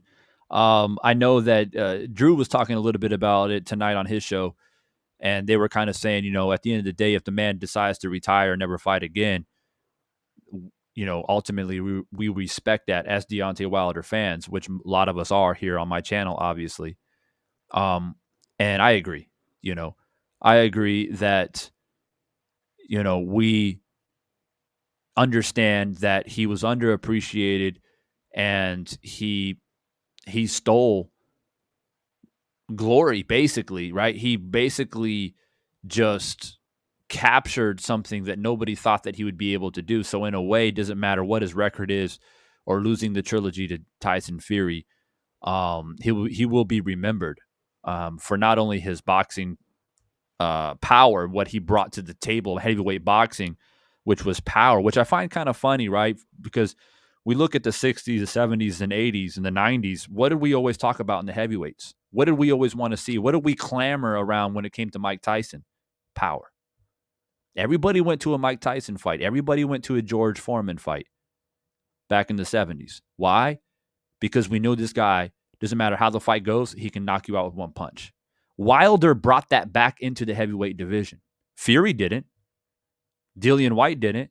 And to be honest, Anthony Joshua didn't really either, even though he was knocking dudes out. But he wasn't knocking dudes out like Deontay was. Not even close. He brought that back to heavyweight boxing. Now that Deontay's out of the equation, who do we got? Who do we got that brings that type of boxing power back into the heavyweight division? There's nobody there. Anthony Joshua's got Usyk problems.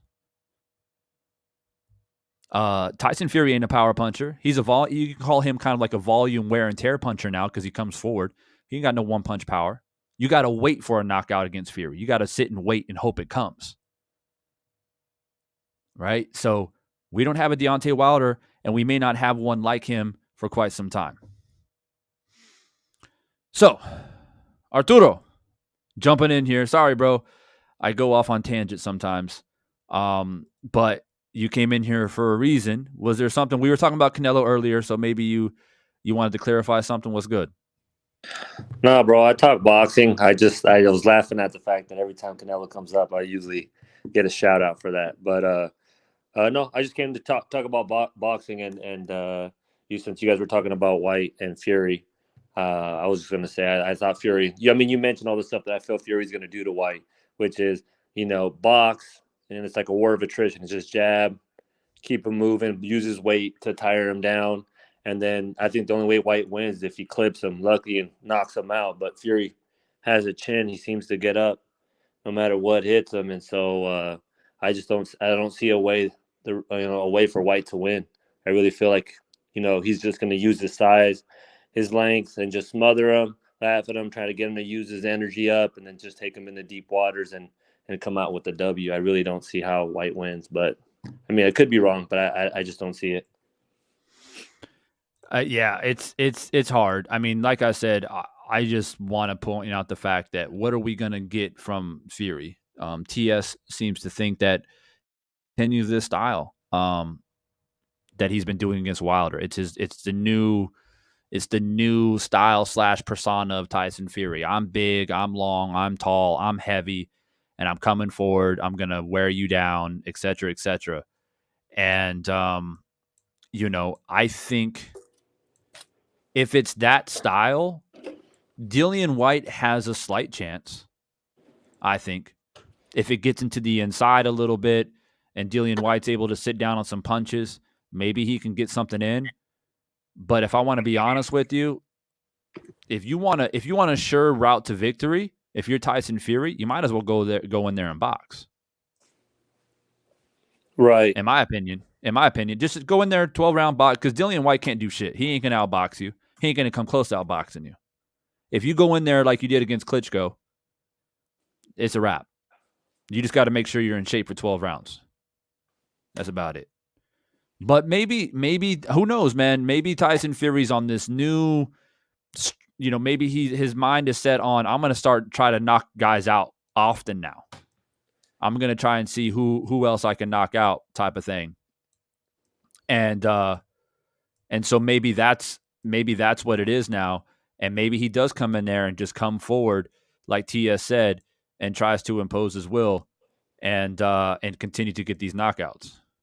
And let's just see what happens after the fights with Wilder. I want to see what that's going to take out of him as well. If I was going to give something to White, is let's see what those long-term effects of those wars that he had with Wilder, and see if he holds up. If this time when he does get clipped, he doesn't wake up.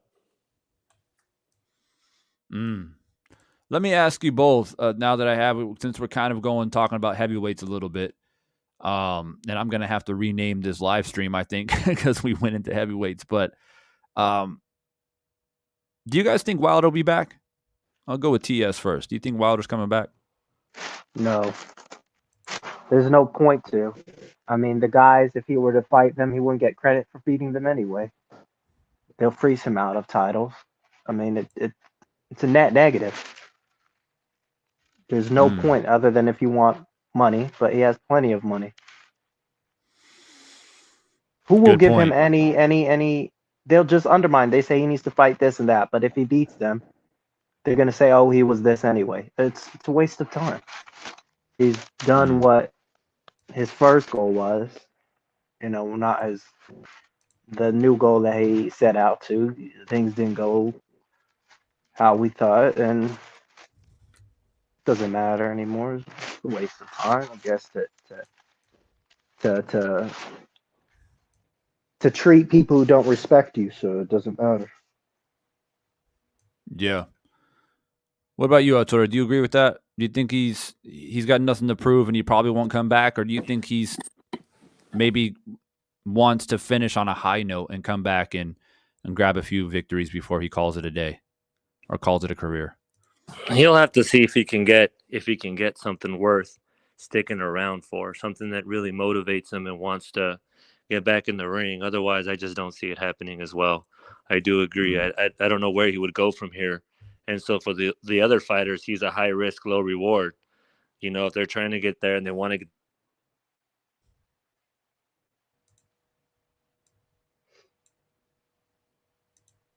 Yeah, you kind of cut off at the end there, Arturo. And everything else and where he's at his age. I'm not sure. I don't think he will, but I hope he does. I hope he can find himself, and because like you said, who has his power? He brings a lot of good things to boxing. A lot of excitement. You know what I mean? And I see what TS is saying, and as time goes on, time is not on Deontay's side as far as age is concerned, and he's accomplished a lot. as time goes on and there's no rumblings of what he's going to do, I start to lean more towards I think he's done. And I do talk to like, Tay Jones and Drew and other guys, Trick Nolte and stuff, these guys who have contacts with Wilder's team. So I hear things. I'm not going to say that it's a guarantee that he's done, but it's slowly leaning that way. But I don't think it's not like there's not a fight for him to take. I mean, I've always said that an Andy Ruiz fight would be fun, and I think you can sell it. And you can try to sell it. Sorry? I mean, I said, like, you can try to sell it. It's just, I mean, the backlash he'll get off that.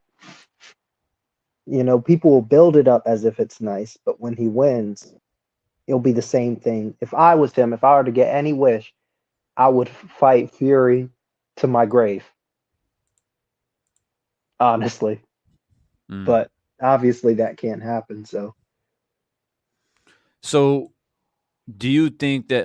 So let me ask you this, TS.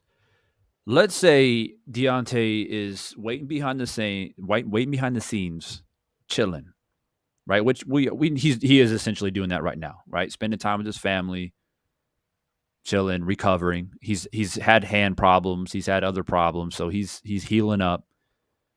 And let's say his whole plan is to wait for Fury to beat Dillian White and then entice Fury to come in for a fourth fight.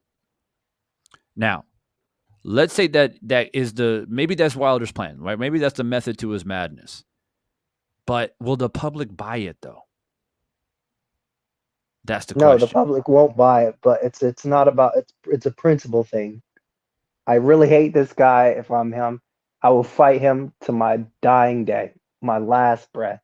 Death before dishonor. It's not even about boxing stuff anymore. It's just I have to get this guy by any means. Right. And so see, here's my thing, right? When we talk about this, is that I don't see another way. If his real plan is to somehow get another fight with Fury, the only way that he's able to do it is he needs a good solid win that shocks people to make them feel like, okay, he still got it. And maybe that third fight. What win will shock people? Well, an Anthony Joshua knockout would shock people, I think. No. And I think that Andy Ruiz will still shock people, even though it's a style matchup to where most people would probably expect Wilder to knock him out. But at the end of the day, Andy Ruiz has never been stopped. He's been dropped, but he's never been stopped. Well, Anthony Joshua couldn't stop him. Well, I'm not saying that he can or he should look. I'm not saying that he will get fourth or fifth or sixth or whatever. I'm just saying, like, in my, in a perfect world, somehow I can keep fighting this guy almost like in Tekken. You just rematch or something like that. That's what I'm saying. Just some stuff on some non-boxing stuff. But as far as actually it being conceivable, it's pretty much impossible now at this point. It's a tough situation to be in. I know if that were to happen to me, I would never ever get over it in my entire life. I would never get over it, no matter what. Marquez Pacquiao.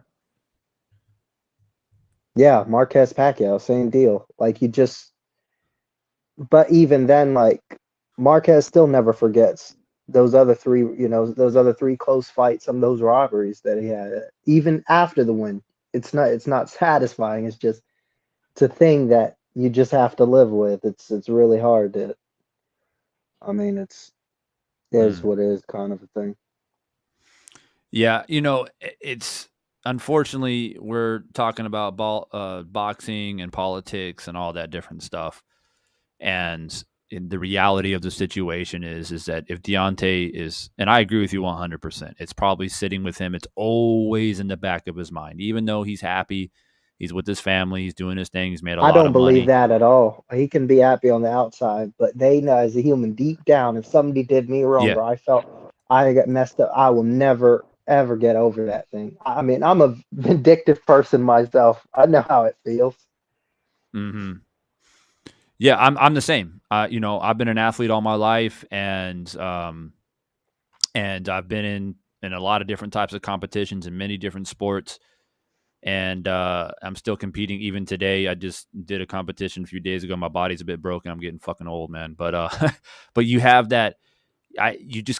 Athletes and competitors, we have that built within us, and it's like I look at the competition that I did yesterday, and it's like, damn it, man, I could have done better. And it just eats away at you and eats away at you and eats away at you. And that's why we come back the next year and then the next year and then the next year until you literally just physically can't do it anymore. As long as there's a little bit of hope and you wake up in the morning, you put your shoes on and say, I think I got one more run at this. I think I got one more.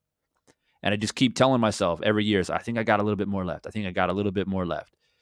And a wise man once told me, who's in his 50s now, he said, yeah, but one day you're going to hit a wall. And when you go to put your shoes on, you're going to say, I got nothing left. And so that's what happens, right? And I believe in everything that you're saying. Like, I think it does eat away at him. I really do as well. And so the question is like, what is he going to do about it, I guess?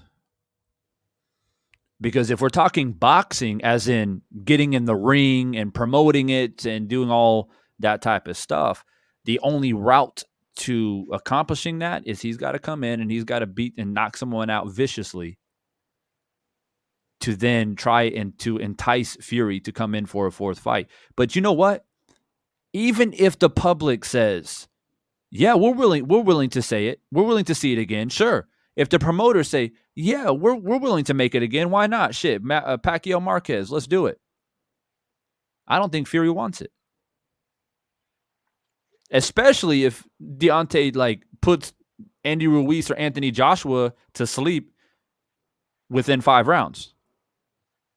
Fury don't want that. He's done. He's done. I did my thing. In his mind, I beat Deontay Wilder twice.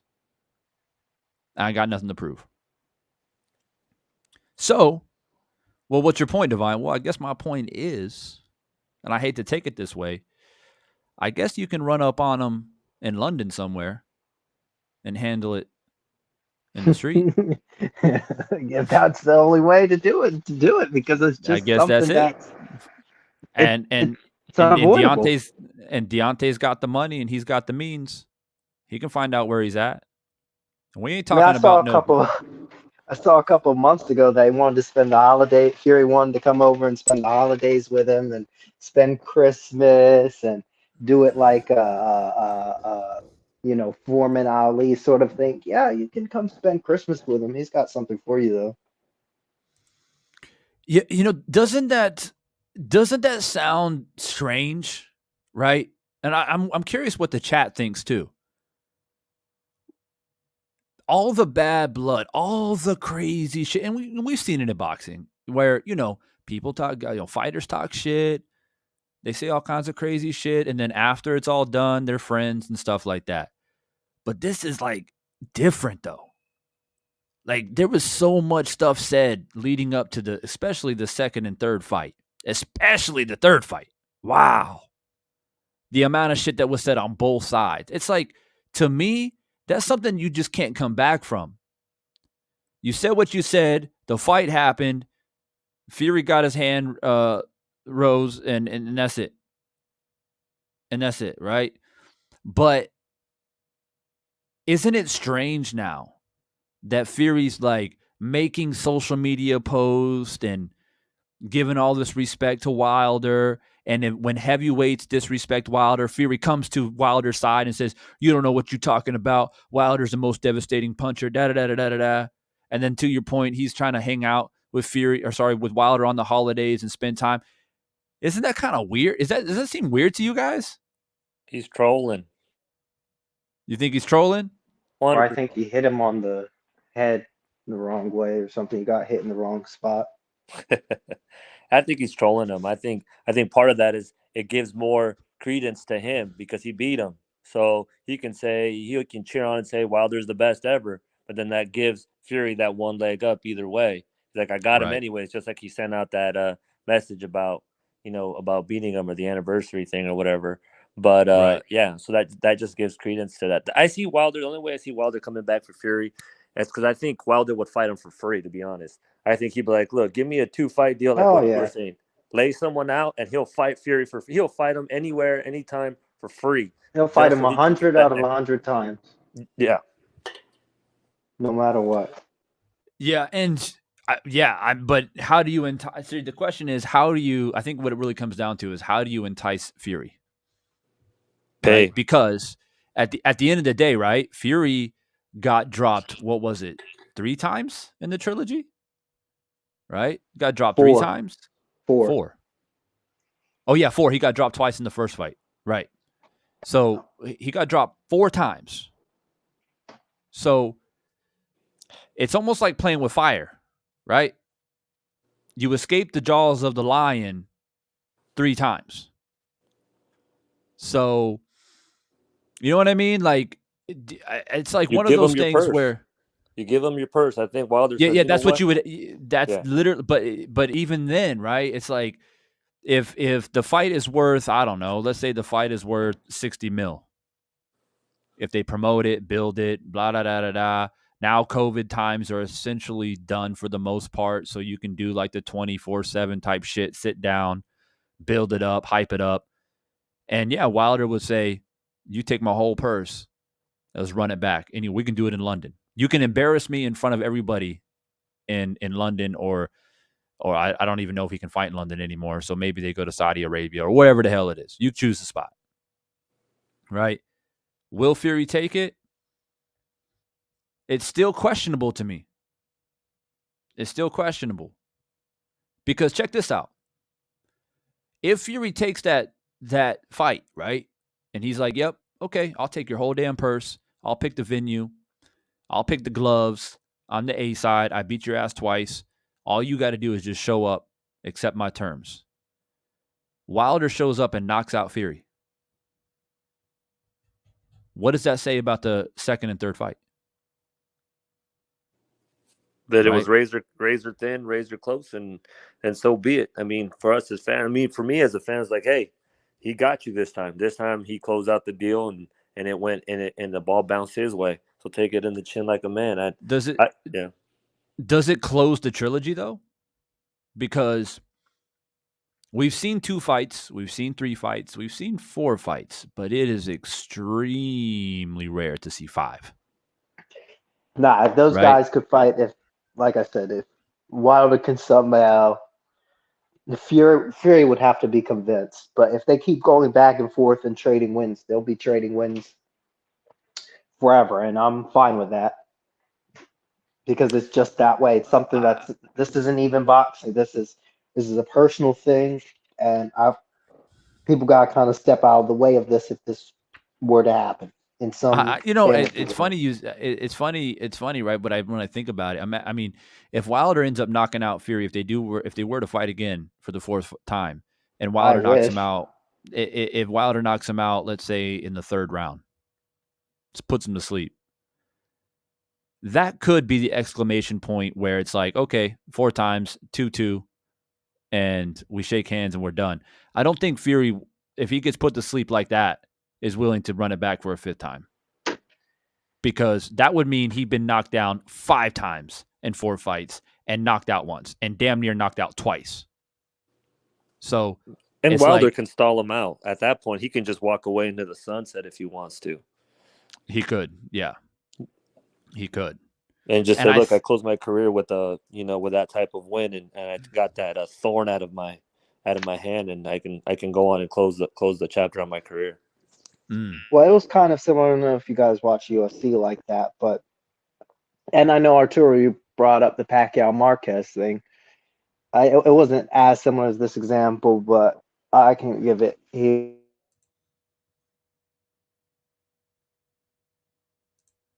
2001, right? In a good fight, and Lawler got knocked out.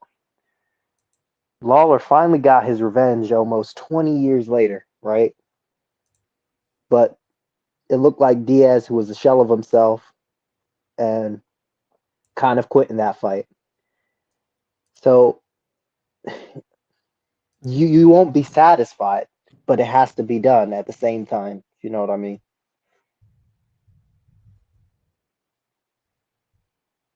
Because would you rather be uh, a little satisfied or not satisfied at all? I'd rather be a little satisfied at least and just get out of the way. I mean, I don't know if they'll fight again. I doubt it seriously. But if I was Deontay, I would pray and hope every day I could, no matter what, because I really need to set this right. Yeah, I'm ready to pay for the pay-per-view if they do it. 1,000%. No hesitation. As a matter of fact, I'll probably go to it live. I'll go to that shit live. I missed the third fight by a few inches of inconvenience due to the pandemic. Otherwise, I would have been there. But nothing's stopping me if they fight a fourth time, guaranteed. Like that's history right there. If they fight a fourth time, It's just the narrative that I see now is just awful. Like they're making Fury out to be a demigod, God, Jesus, best heavyweight that's ever lived. I mean, they've rolled out the casual celebrities, Dwayne Johnson, people on ESPN. I see him on TikTok. I mean, they just, it's like he stole that from Wilder, really. He honestly, if he were to get it any time, he should have got it after the Klitschko fight. But nobody was checking him for it like that. And now he gets it after this. It's just kind of, I felt like he got it in a bad way. And I think that the machine is behind him now. But if Wilder were to win, the machine wouldn't have been behind him until he literally beat everybody else. And then they would just say, well, the division isn't that good anyway. and his resume isn't that amazing anyways. He's got Klitschko, he's got Wilder. Klitschko, Wilder, Chisora, Hammer, and Cunningham. That's it. I mean, that's it. So you can't even put him in the same breath. I mean, if you want to talk about great white heavyweights, you can't put him in the same breath as Jack Dempsey or Rocky Marciano, for that matter. No. I mean, let's they keep already it real. Are now. But that's what's happening right now. He's the greatest heavyweight, greatest white heavyweight. That's how they're branding him. And it's not a race thing. The media actually makes it about race. We don't. We really don't. We talk about boxing, right? But the media is the one who says, oh, well, we haven't seen a heavyweight like this since Jack Dempsey. The one thing that you can never change, you can never change about Jack Dempsey is, and although I thought that, either he avoided black heavyweights or they just couldn't make it happen during the 20s, whatever your opinion is, the one thing that you can't take away from Jack Dempsey is he's one of the smallest heavyweights of all time to beat some of the giant heavyweights, right?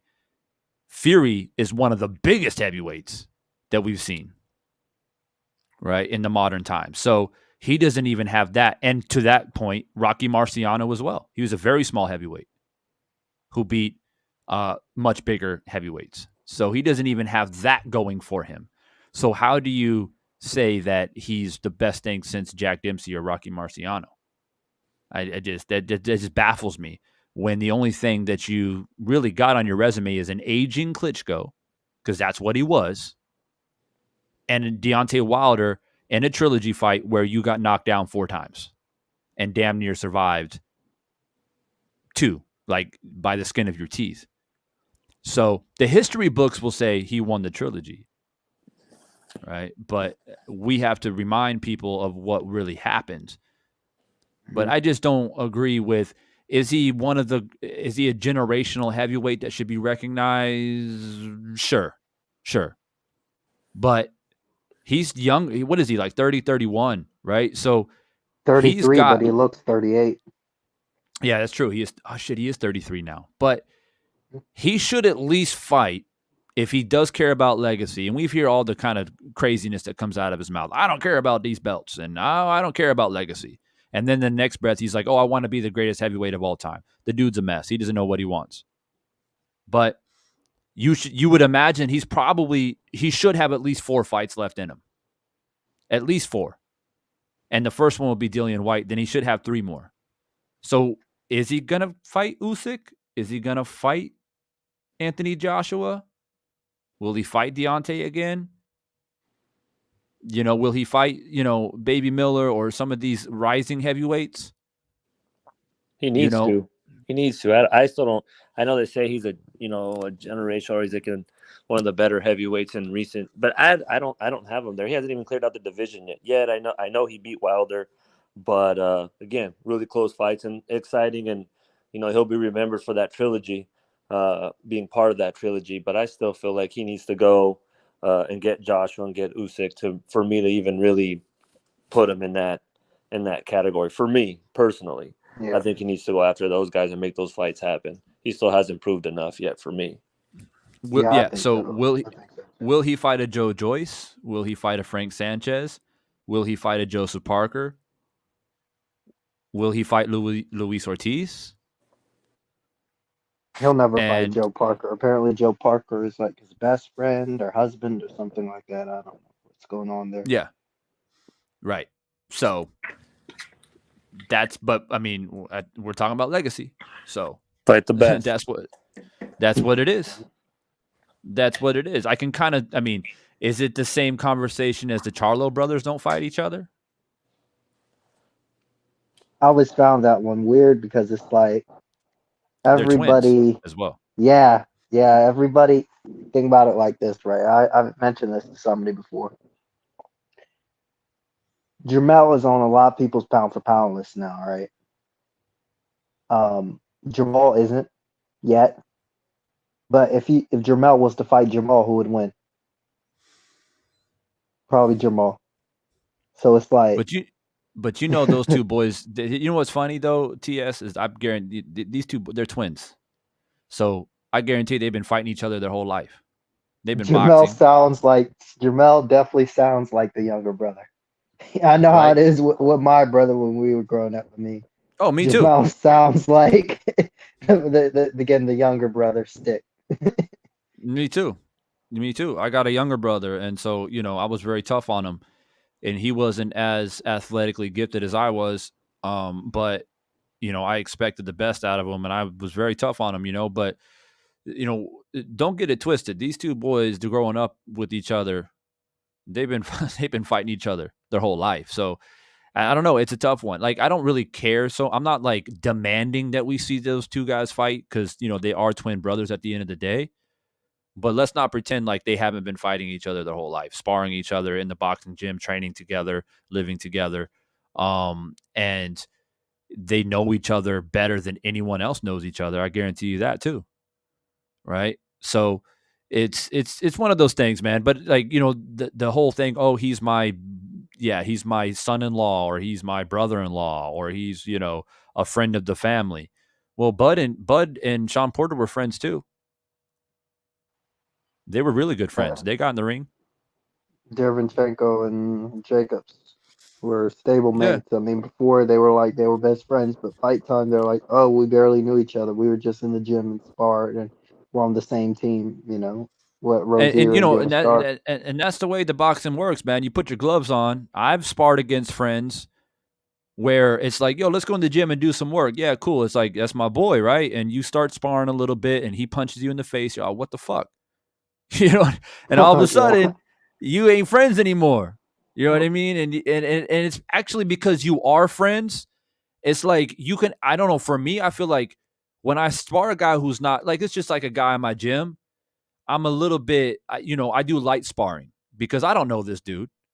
I don't know if I crack him, he might feel like, oh, we fighting now. It's not sparring anymore. Some guys go into the gym and they're looking to hurt people, unfortunately, which is sad, right? So when I spar a guy that I don't really know very well, I'm going to keep it light. And if he keeps it light, then it's light. It's cool because I'm trying to spar. I ain't trying to fight. But with a friend, It's like I know him, he knows me, and it's like you kind of want to get the best of one another. So it's like after it's done, you can talk a little bit of shit. It's all out of love. And I've had some really rough sparring sessions with friends. And then afterwards, you know, you go get some pizza and have a Coke, and it's like, yeah, and you kind of learn with each other though. That's the cool thing with sparring friends. And sometimes it gets heated, is because you actually learn and benefit from that because you're friends. And afterwards you can talk about it and you did this, that was cool, bro. Like, yeah, you slipped that, you uppercutted me, and that was cool. I learned how to protect my body shots. And so there's a benefit of actually sparring your friends, as long as you don't let it get in the way of your friendship, which I've also seen. I've seen that too, where it gets too crazy and one friend gets hurt and that friend's like, well, fuck you, bro. I thought you were my friend. And then it ruins the friendship. I've seen that too. So it's a thin line.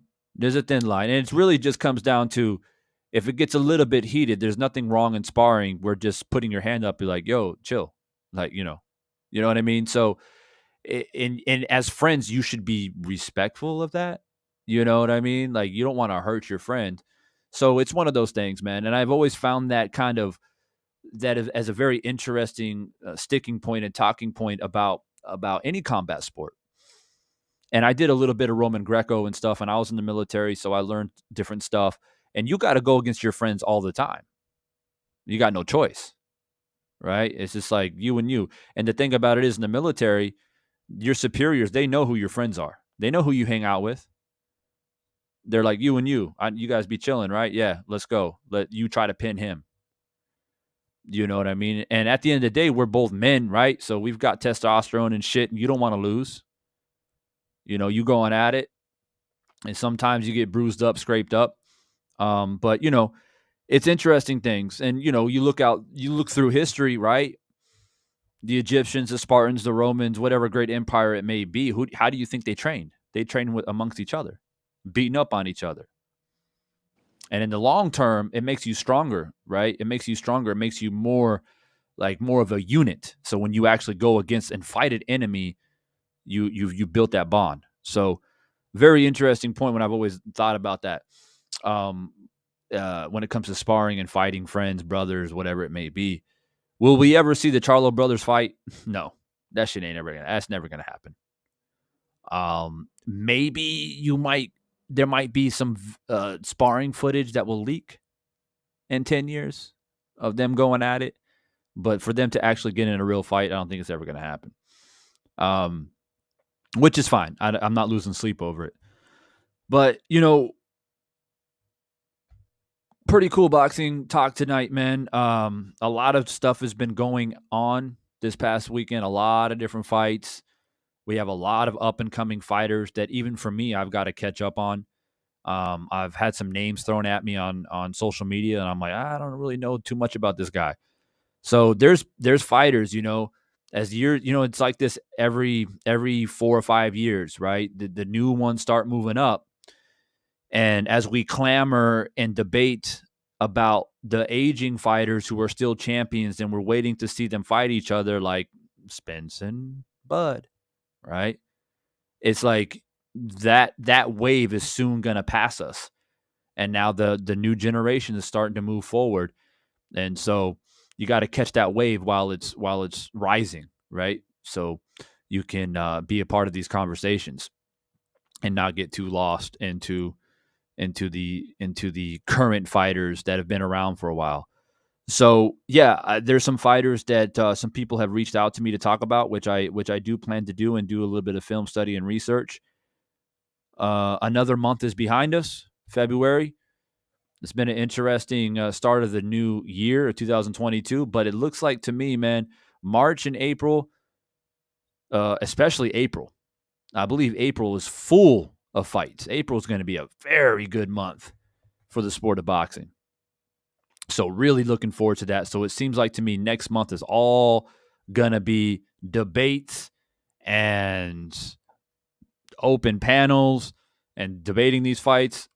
And eventually we're going to get Canelo back in the ring. So panels about Canelo, panels about Fury White, panels about Ugas and Spence, panels about what Bud's going to do. panels about Valdez and Stevenson.